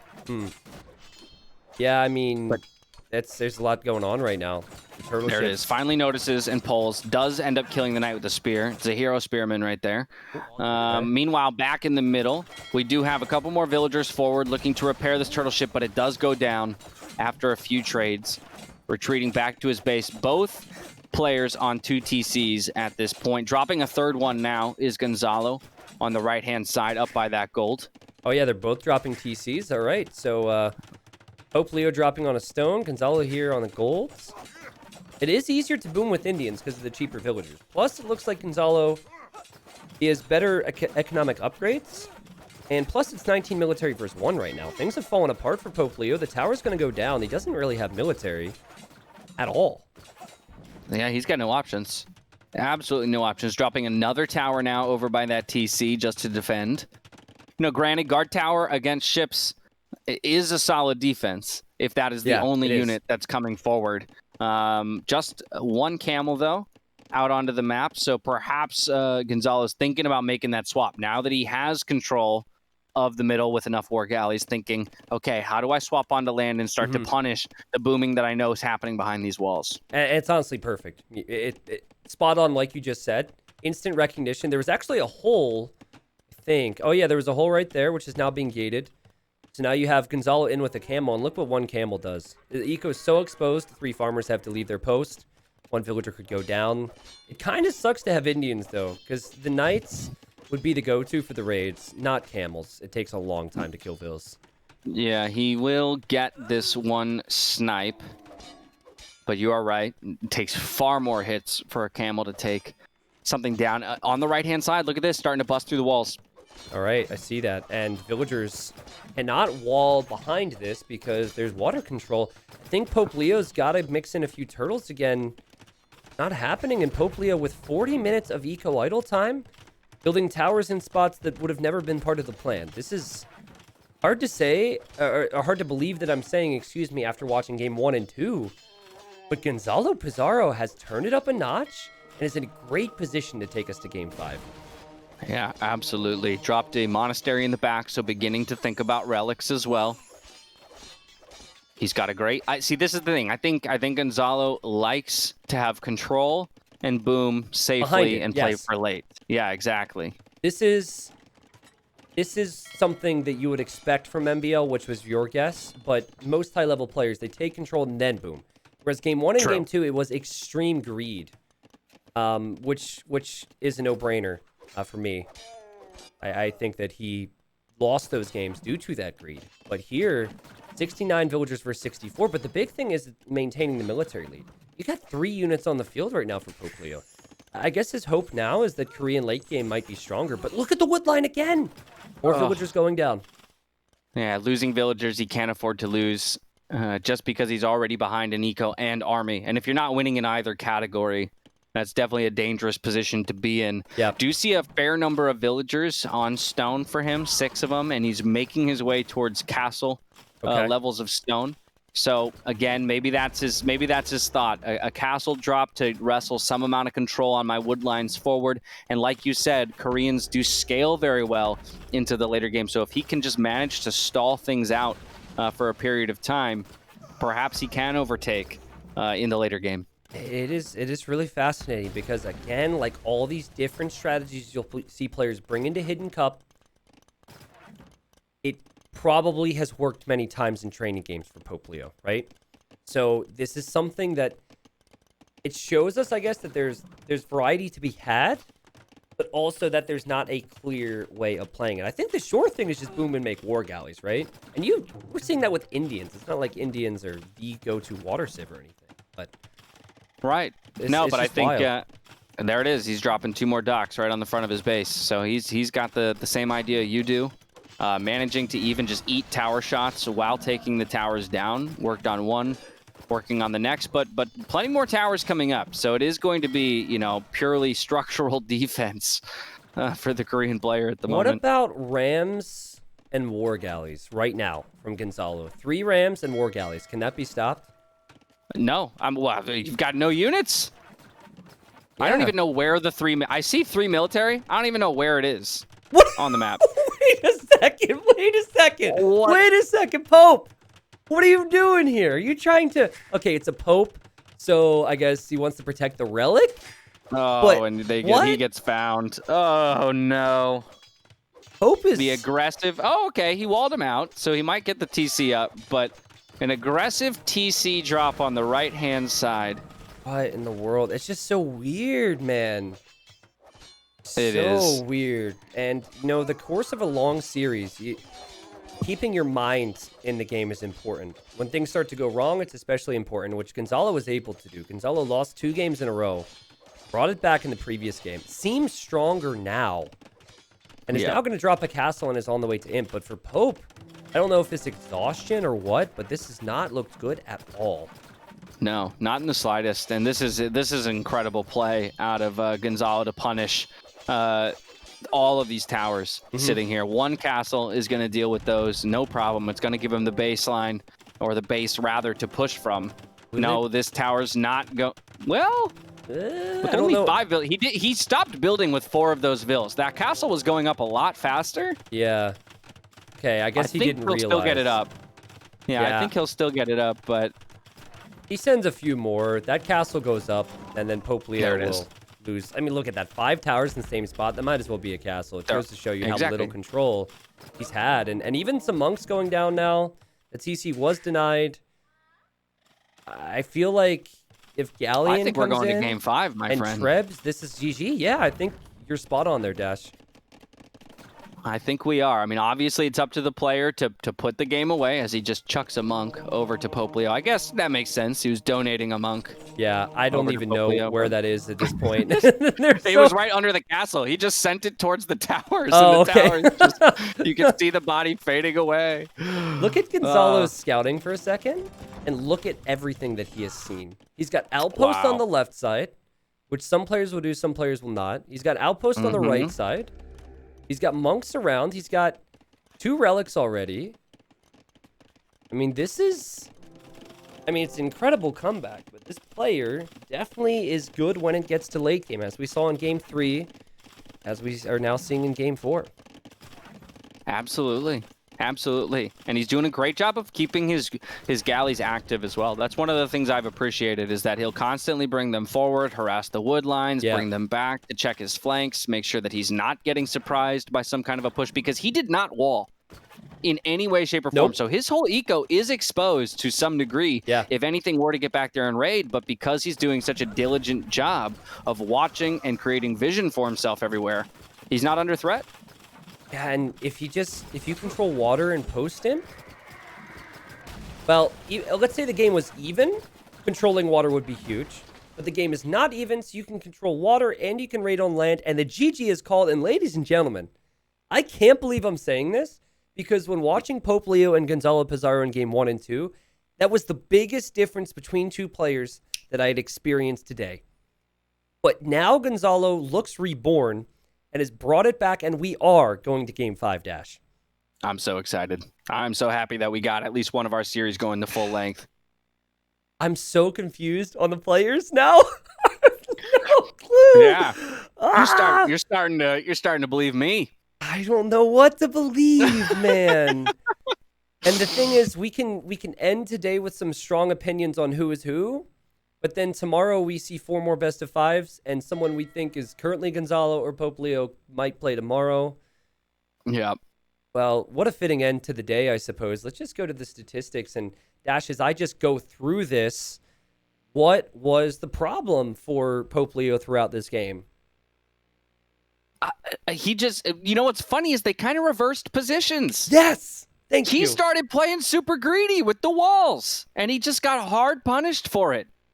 I don't get it. It's so weird. All it took was a few scouts. It was 4 scouts. It was 4 scouts and a spear, essentially, that got in, wasted time. Really, that's what it was. Wasted time. He was therefore beat to castle on top of having never dropped a dock. He never dropped a dock in this game. Look to defend on water. Well, that's not true. He did build turtle ships. I take that back. He built 1 dock, but it wasn't until that point that he could build turtle ships. Look at some of these eco upgrades. We had that one in game 1 with the late wood upgrade. The only tell we really have for Nikov is that he's really good on land maps. He's really good on open land maps, and high pressure, and he also tends to skip some eco upgrades or delay them. But would he have picked Koreans? I don't think there's any world where Nikov would think Koreans are good, but maybe he's practiced, right? Like, maybe he wasn't unsure, and he sent a text to Hera and said, "Hey, Hera, are Koreans good?" And Hera's like, I wouldn't pick it, but I'm sure they're good. I don't know what the conversations are, but maybe we shift back to thinking Nikov or whatever. I just want to know, where's everyone that said Pope Leo was Viper, Leary, and Hera? Because you guys, you got to stand by your picks. At least Dash this entire time has been sticking with his. Come out, you cowards. Come on. Thank you for defending my honor in that moment. I appreciate that. That might be one of the few times I'll ever defend your honor, Dash. So. Oh, man. So we go to Cup now, right? We know that. Yes. We go to Cup. Before we hop in, thank you, Croco. Thank you, V-Bomb. I have never experienced such ridiculous sub-gifts before in my life, and you have been ridiculous today, so thank you. I'm going to thank a few new subs because I can't thank you all. Here, this one's perfect. All-Star. All-Star, I'm going to thank you for the sub because that would also apply to everyone else who supported the stream today. So it's a one-name-fits-all type deal. Reloading there, thank you. And let's speculate a bit more because I think Pope Leo's probably wants Celts on Cup, but Malians could work. What are you thinking with Gonzalo? For Gonzalo, we're looking at Aztecs and Japanese. I mean, my instinct is Japanese for Cup because of the fishing ships, obviously, being able to take a little bit more abuse and pick up that fish a little quicker. And then, being able to defend either against a man-at-arms or apply a man-at-arms of their own or a drush. But it would then be very wild to me to see Aztecs picked in a draft and not played. That is a very good point. I think that when it's all said and done, maybe Aztecs was a possibility for bypass as it's kind of arena-like. But yeah, I'm with you, Dash, but it's got to be Japanese Celts, surely. Japanese and Celts just both fit the map, so I see it now, and we'll hop in. Game number 5. Ladies and gents, if there was ever a time to spam your PogChamps or salutes or whatever you've got, this would be the time. This is the end of day 1 Hidden Cup 4. It's been a crazy day. Thank you for being a part of it. And, of course, these players, probably the biggest moment in their tournament career, Dash, depending on who they are, of course. And we're 30 seconds into game number 1. I'm going to switch Leo again over to red, just so things can be seen here, but still picking gray, and we've got Celts versus Japanese. Yeah, no surprises here on the Civs then, aside from the fact that the Aztecs will go unpicked in the series, but I do think that these make the most sense for the map at hand. Yep. Yeah, and let's break it down again. So, guys, if you haven't seen this map before, I once drew this on Paint a few years ago and sent it over to Algernon and Hank, 2 guys on the map team who've done such an extraordinary job. I started off wanting a map that was a hybrid map that looked like a trophy or a cup, and that's kind of what we've got there. It's kind of looks like it's melting. It's made of ice and melting in the snow. It's kind of weird, but anyway. So you skimped on the Hidden Cup trophy budget. I get it. Okay. That's true. Yeah, congratulations if you win Hidden Cup 4, by the way. Here's the melting trophy. It's hot here in Florida, what can I say? But anyways, so if you dock the right side, it's great because you have the fish. You're also controlling that area between the 2 bases, which are quite close together, but you cannot cross over to the left. And it's the same, of course, if you dock the left, you can't cross over to the right. So you have that. The aspect that since this is amphibious terrain, things like militia and scouts can take out fishing ships. It's just one mix of complicated strategy, and I don't think there is a meta for this, Dash. No, I don't so much think so. I'm taking a look at the maps, and I don't think either player has a huge advantage. I do slightly prefer Pope Leo's, just because of the placement of the wood lines and his gold in particular. His main gold over here You can wall from the wood line straight to the TC. There's a couple good wood lines that can connect to kind of protect the backside of it. So I feel like his gold is better protected than the one that's more exposed on the north end of Gonzalo's. So Pope Leo almost forgot to make a house, and I actually hate that house spot. It's kind of in farm territory for later, but at least realize that the house is going to be there. And this is an ultra-specific call out, and it might not become a factor here. But if Pope Leo wanted to wall using this wood line you talked about on the right, he'd probably wall, I know you can't see it, Dash, but diagonally over the amphibious terrain a little bit. And if he doesn't have water control and the enemy has fires or whatever, there's no real way of stopping units from breaking through there. So I think you've got to be a little mindful of how you wall. Whereas Gonzalo, his back wood line looks worse, but at least it's an easy wall right towards the TC. Yeah, barracks all ready for both players. Wow. So not a dock, which we've seen. Well, we saw a game earlier on this map, and both players chose to go for a dock. They're also scouting it, which is just so perfect. You know, they're on point. It's game 5. Yep. They've showed up here. Just waiting to see. There's a fact about Mr. Yo, favorite to win it all this year. It will be a drush for both. And there's actually no bonus for these civs to work with in this age, which is interesting because in feudal age, they both have 2 different bonuses. Celt infantry is faster, and then Japanese infantry attacks faster. So who wins? Is it the runner or the person who slaps harder or faster? Interesting. We see a mill here from Pope Leo. Whoa! All right. So building a mill. Wait, he's not even the Japanese player. No. And we have a dock from Gonzalo, but Dash, you can drop off food at docks now. So if the dock goes up, that could be decent. But then again, Gonzalo is outnumbered right now. Yeah, that's a really good point, just in terms of, you know, again, efficiency of resources. But yeah, with only 2 militia to 3 at the moment, both players have their scout. Obviously, the villagers can be pulled to help in that engagement, which is why we're seeing a whole bunch of dancing around and nothing committal. But yeah, immediately, both players on to fish with villagers. 3 on the side of Pope Leo, 2 on the side of Gonzalo. There comes the 3rd militia. This is going to be close. There is a fishing ship coming for Gonzalo.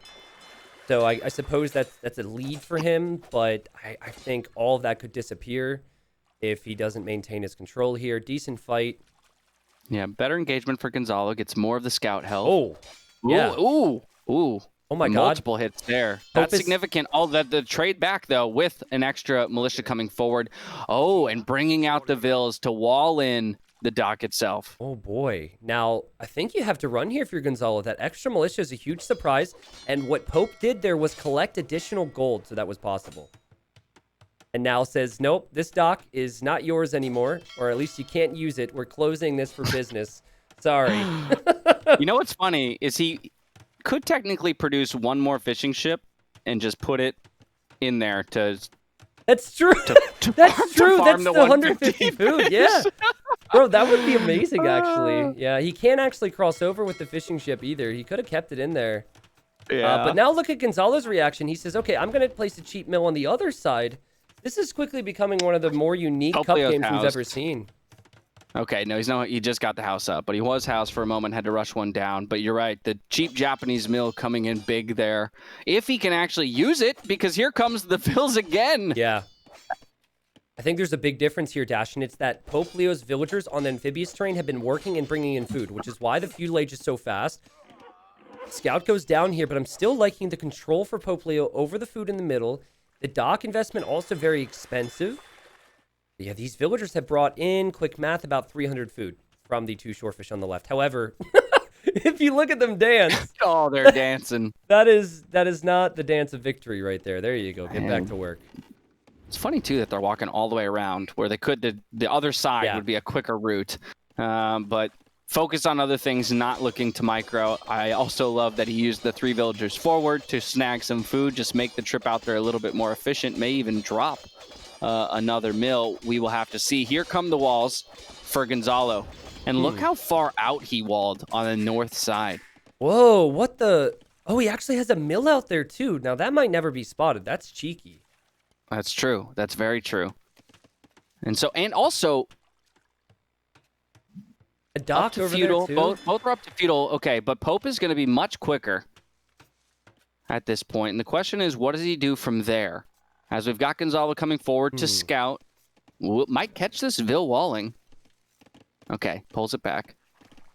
Both players have to be really worried about the man-at-arms. Pope Leo is actually going to send some home defensively, which I think is a smart move. Your Celts, if you can chase that down and force fights in the next 50 seconds before these are Japanese faster attacking man-at-arms, that'd be sick. And you can still pile on some pressure, and whoop! Running right around. We have a quick gate, but a fail from Gonzalo, and this is dangerous now. Very dangerous. He'll be the first to the man-at-arms upgrade if it's even gone for at all on the side of Gonzalo. And here come the Vils looking to fight it off along with 2 militia. This is going to take some pretty incredible micro, though. No attempt to quick wall there with Palisades. There's only a few players maybe who would just say forget about it. And people have been mentioning Doubt today. I unironically, I know we make a lot of jokes about Doubt, and there's a villager going down for Pope Leo, but maybe Doubt, and I was feeling Vivi earlier. I see Doubt picking Koreans as well. All right, both players have lost a villager. And it looks like another one will go down for Gonzalo as he's still struggling to deal with these last 2 men-at-arms. Granted, they're on very low health. So as long as he micros his villagers against them, they should not do any more damage. But boom, look at this out on water as well. A fire. Yep. Doing damage to the mill, forcing those villagers back, and now the fishing ship and the extra dock here from the Japanese player are going to be kind of rendered moot while he has to build navy of his own. The beauty is he has switched into some farms, which is good, but Pope Leo has done the same. So I think Pope Leo's control seems better here, and I think Gonzalo must not be all that prepared on this map. I just saw it where the fires can take out the Palisades. That wall is really suspect. Yeah, I don't love it. I would have thought he would do this small diagonal wall that he has and then just kind of cut across to the stone and the wood line and make it more of a land-based wall for sure. No, speaking of Doubt, I think Doubt always makes a house there. That's a diagonal gate. That's fancy, actually. A good hold and micro here from Gonzalo, but I love how Pope Leo says, see ya, we don't care. Need to get some value with these things, and he just says just passing, and honestly takes a horrible fight. The game 5 jitters are with both of them right now. Yeah, definitely. These archers will eventually run down that man-at-arms, but he'll get some decent scouting in the meantime, and at least just waste some time while he continues to build up at home. Wow. Dropping more lumber camps in the back. Blacksmith now on the right-hand side, and starting to produce some skirmishers himself. You know, I'm looking all around here, and I'm going to tab into Capture Age feature just to see, and apologies if I haven't practiced this too much, but I want to see if I can pull up the amount of food collected so far. Look at the food difference since Pope Leo had the middle, and this is active. 700 additional food. This could be huge for Pope Leo, and you can see that reflected in the amount of man-at-arms that were on the field, and also the resources banked up. Yeah, Pope Leo, from a macro perspective, feels like he's in a much better position. He's now getting his walls up back at home. I think that's good timing. He was the one applying pressure before, so wasn't in any necessary rush. Looks like he will be the first to castle. I love that he's also using 3 villagers to pick up food from those deer, as well as still continuing out there with the fish. Dude, there's so much to look at right now. We even have a tower from Pope Leo on the right side. I can't help but think back to how Tato and Doubt played this map in Hidden Cup 3. They always prioritized Celts. They always tried to go forward with some aspect. They tried to mill the middle. It wouldn't be too crazy to say that Pope Leo was Tato or Doubt here. I think that's a distinct possibility. Maybe. I don't know what to expect because it's gone from Pope Leo being a god to Pope Leo losing 2 games and Gonzalo being a god. So it really has shown in the level here and how unpredictable this scene is and how on top of it you have to be with all the small little moments in games.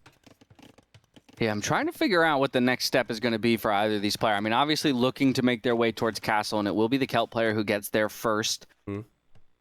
He's just finishing his fletching research for the few skirmishers that he does have out onto the field. I think that Gonzalo needs value here.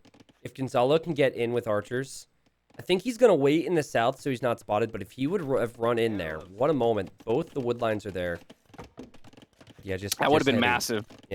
before the walls came up, because there definitely was a fair amount of time where he could have snuck in there and still could harass from the backside of this wood line a fair degree, but very unlikely to get any kills as a result. And I think, well, my goodness, I was made a liar. I assumed that Pope Leo, based on his banked resources, was going to be first to castle, and that's not the case. No, I think Pope Leo... did he use the market? Or Gonzalo, Gonzalo did use the market. Yep. Okay. Definitely used the market, which is a good call there. And I think it's something you need to do. You know the enemy is going to have more natural food income, so using that's huge. I like the scout addition from Gonzalo to see what Pope Leo's up to. What's interesting is I don't think... Oh, no, I lied. Never mind. Gonzalo actually does know that there's one villager there, but who would build a lumber camp with one villager? That is so peculiar to me. That's a Vivi thing, isn't it? You know, it has been a Vivi thing in the past to do random stuff like that, definitely. But yeah, he's a one vil tower into lumber camp kind of guy. Yeah, you're not wrong. Now, when Doubt and Tata would go forward, they tend to go forward with 2 or 3. One villager tower, for those that don't know, many of you guys haven't been around for too long. That was Vivi's MO for years. I'd say like 2016, Forever. 2017, 2018, 2019. Yeah, before towers were nerfed. So we've confirmed it's Vivi versus Vivi. We've confirmed it's Doubt versus Doubt. And we've confirmed that it could also possibly be anyone else in this tournament. So that's great. Well, We're really Vivi versus MBL.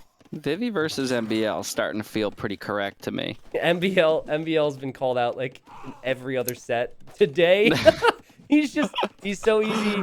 He's just got so many traits about him, you know? Yeah. So... Although, granted, Gray has been using the TC trick on the boars, and if Vivi doesn't do that, then it's probably unlikely to be Vivi. But he does it sometimes. That's what's tough. That's the tough thing. Okay, okay. Well, TC coming down for Pope Leo in the back of his base, so looking to expand just a little bit. On the flip side, we do have another TC as well going down onto the main gold. But I'm just going to comment again, as you did, on the walling here done by Gonzalo. Weird. And it's just weird to me because, yeah, you've got a hole. So you did all this walling everywhere else, and there's an easy way in. I guess you are putting 2 TCs up on the north side, which will help in defense. But yeah, just a kind of a peculiar choice. Also, though, now sending a knight forward. Yeah, the market there, which is immediately going to go down to fire ships. So you're going to have to rebuild that if you want to make use of it later. Both players sending a knight forward. Okay, so knight going forward here. Knight going over here. I think Gonzalo knew there might have been some units from Pope Leo. But there's a hole in the back of Pope Leo's walls. We said his base was the better one of the two. We've questioned both walls now. But 5 crossbows, if not realized, could win Gonzalo Pizarro the series and complete the reverse sweep. Yep, looking for his first Vil pick after the spear. Does get one, looking for another, and will. Oh, man, look at the idols. 2 quick Vil, and as well as having to pull, near 20 Vils away from their jobs at the moment. Luckily has this TC up in the back. Will kill 1 crossbow, almost 2 with the garrison. Microing that Vil back as well, bringing 2 knights in, but with 2 knights to 2 knights. Whoa, they kind of came out of nowhere. I don't think Pope Leo would ever expect knights to come from back there. And Pope Leo with a lot less on food now. And this is, I'm looking, he's got about 24 villagers, which are currently not working. This could swing the game big time. Yeah, this is huge. I do think 1 or 2 more knights, and he's fine to take this fight only because he has armor. Yep. But I don't know if 3's enough with 4 crossbows. Yeah, fortunately, some of them are weak there, Dash. Okay. It also might have been a case where he doesn't want to lose Vils building the TC. So he takes a weird fight commits. just to keep the villagers safe, man, because he needs that right now. Yeah, that's a good point. And he does manage to get the TC up, which means he now can safely, farm that gold as well as the lumber in the back. Will kill both of these knights and stop the pressure. Man. So economy back to work, but it was a bit of a hit.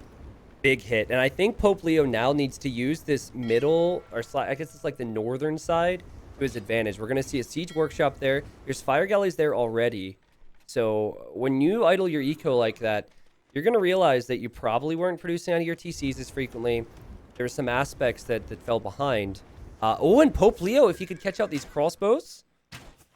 So his knights are very weak. Yeah, he has to back away. Never mind. Picking off the low health knight. Great micro there. And with one knight in defense means those 4 crossbows will be fine. And it looks like he's going to take the same path. Just going to rotate around the south side, look to harass that wood line that he did before. But again, wonder what the response will be when the siege comes out. Celt siege, eat TC, as we know. And also, you can't really engage against the Mangonels if they fire from the water dash. Because there's fire galleys because they're going to have fire galleys there. Yeah. That's going to be very tough. Although, if you have monks, I now know that you can convert those fire ships. Without redemption, yeah. Without redemption. So, checkmate. That is one conversion. You know what? That's fair to split that 50-50, I think. Maybe a fire galley converted now. And gets conversion as well. So, Monk's paying off a little bit here. Yeah. Yeah, and actually, this fire galley will trade with another before it goes down. So that's a very solid trade to eliminate some of the water numbers for Pope Leo. Again, checking in on the back end, just knocking on the door of those palisade walls with the 4 crossbows in the night. But given the existence of the TCs, probably not a ton of damage to be found. More of an annoyance than anything. This is one thing that I would say about Backed as a player is he consistently tries to do damage in early Castle Age and mid Castle Age with low amounts of units. So do you remember the Slopes game? He tried it a few times. And then he overbooms. It's very much a Backed thing. Not saying no one else can do it because everyone's great and they're all similar. But this is really good value, and he's paid close attention to the forces too. It's not like he's just randomly patrolling in. But Backed is a player who's got a level. Sorry, I have so many theories, man. You're good. But he's got a level where he's made it into every single Hidden Cup. He just hasn't been able to really have a good result in a Hidden Cup. And granted, he's been up against the big names, so I don't think we should count out as many players this year, and that's maybe why it's so confusing for us, as Gonzalo has the Vill lead, sniping a villager there, and both players going to focus on the north now. Yep, he's going to pull those knights back. While we were checking in on, the crossbow raid in the back, he did manage to convert the remaining fire ships on the front. Yep. So now he's moving forward with his 2 monks and few knights here to the middle island. I actually really like the house placements, just because you're removing castle opportunities in the middle of the map. Yeah.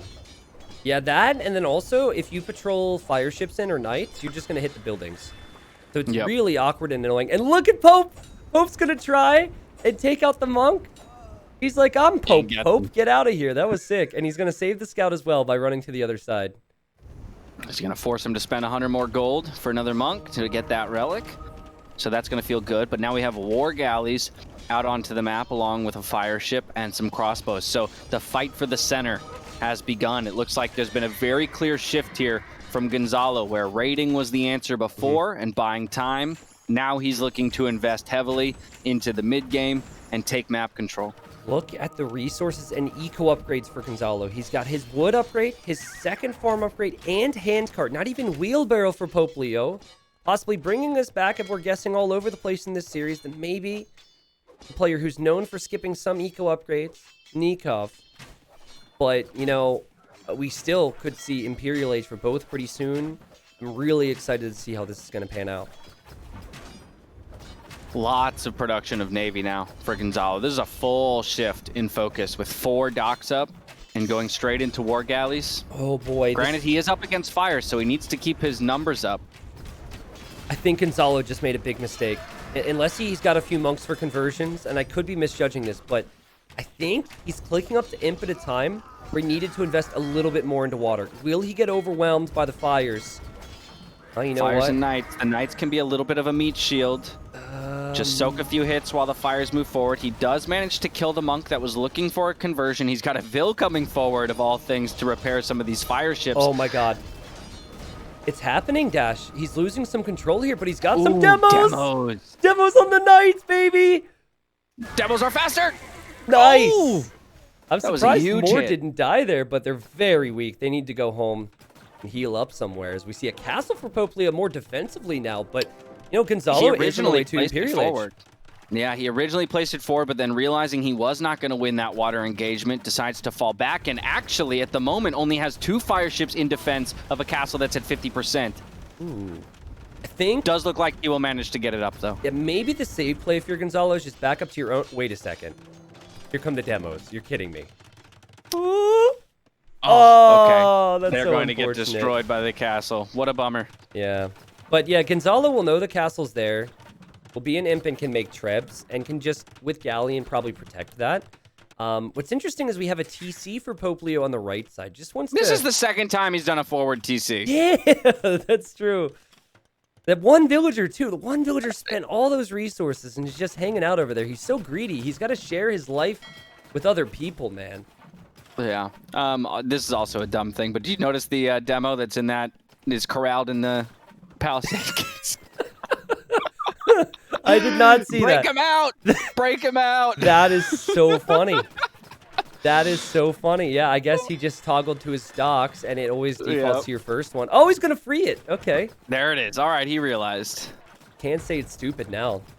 No, he's thought ahead. Gets rid of the siege workshop. He's first imp and well ahead as Poplio's only 40% of the way. First treb on its way. Bracer as well with chemistry. So all of the upgrades you need to control the water in the middle of the map. Oh my god, dude. Being the most important part of the map.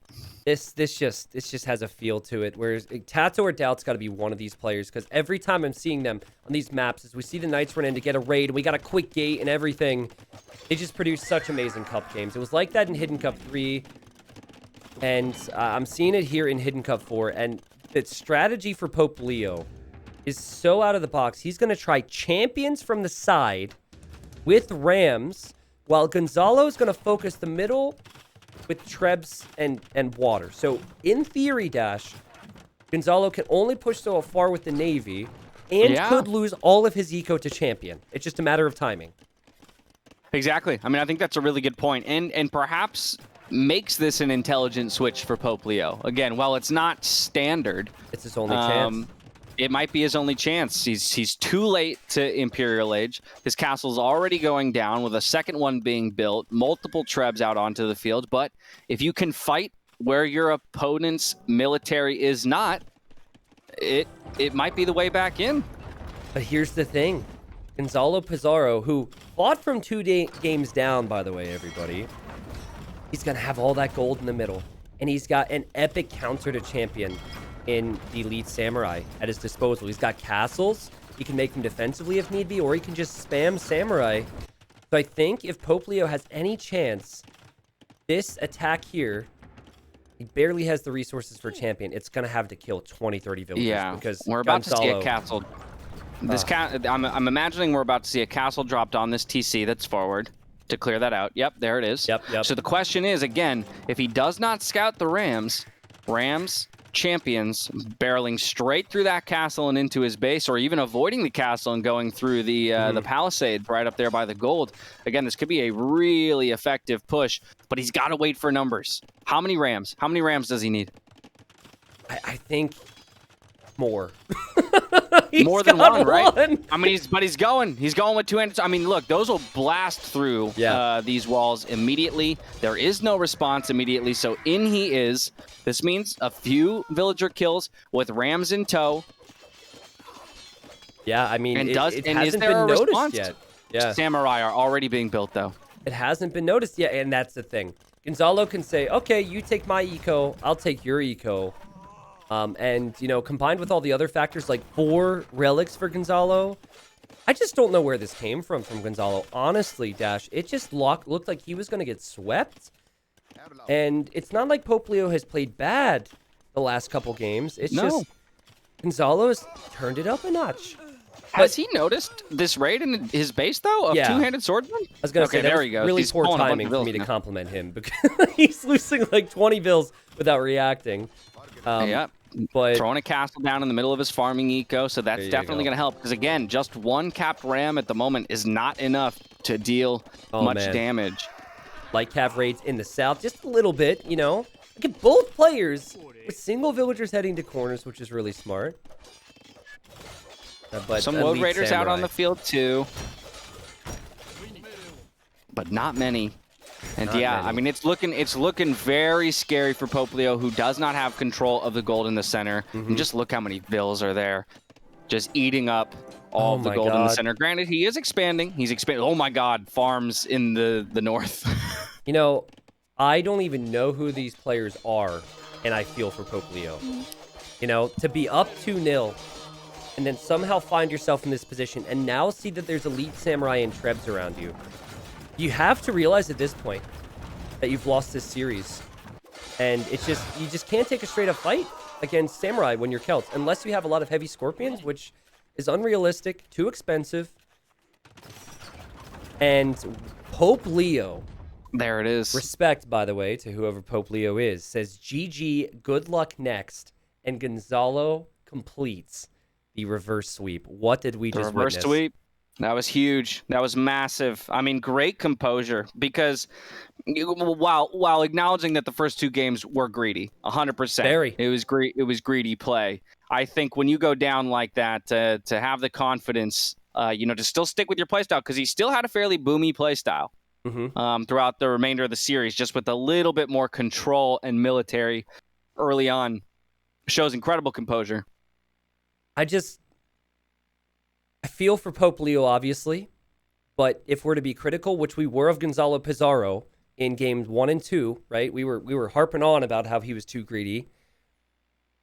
This game isn't a standout for me. I honestly feel as though what won Gonzalo Pizarro this game was the crossbows and the knight going in. Like, that gave him such a big snowball with eco. But the previous game was pretty bad. Like, Koreans, the towers, the turtle ships didn't work. The misclick with the villagers, and then also bypass. He didn't seem like he really had a clue of what to do. Gonzalo Pizarro proved that he's the best of the two here, man, with these settings. For sure. It was a fantastic comeback. I do think Pope Leo might be kicking himself a little bit for the Koreans' choice over the Malians, for example. Just, again, a little bit more of a stock standard Civ with options, possibly for Mudflow. But either way, I mean, two incredible games. We cannot forget the two incredible first games where he absolutely punished the greed.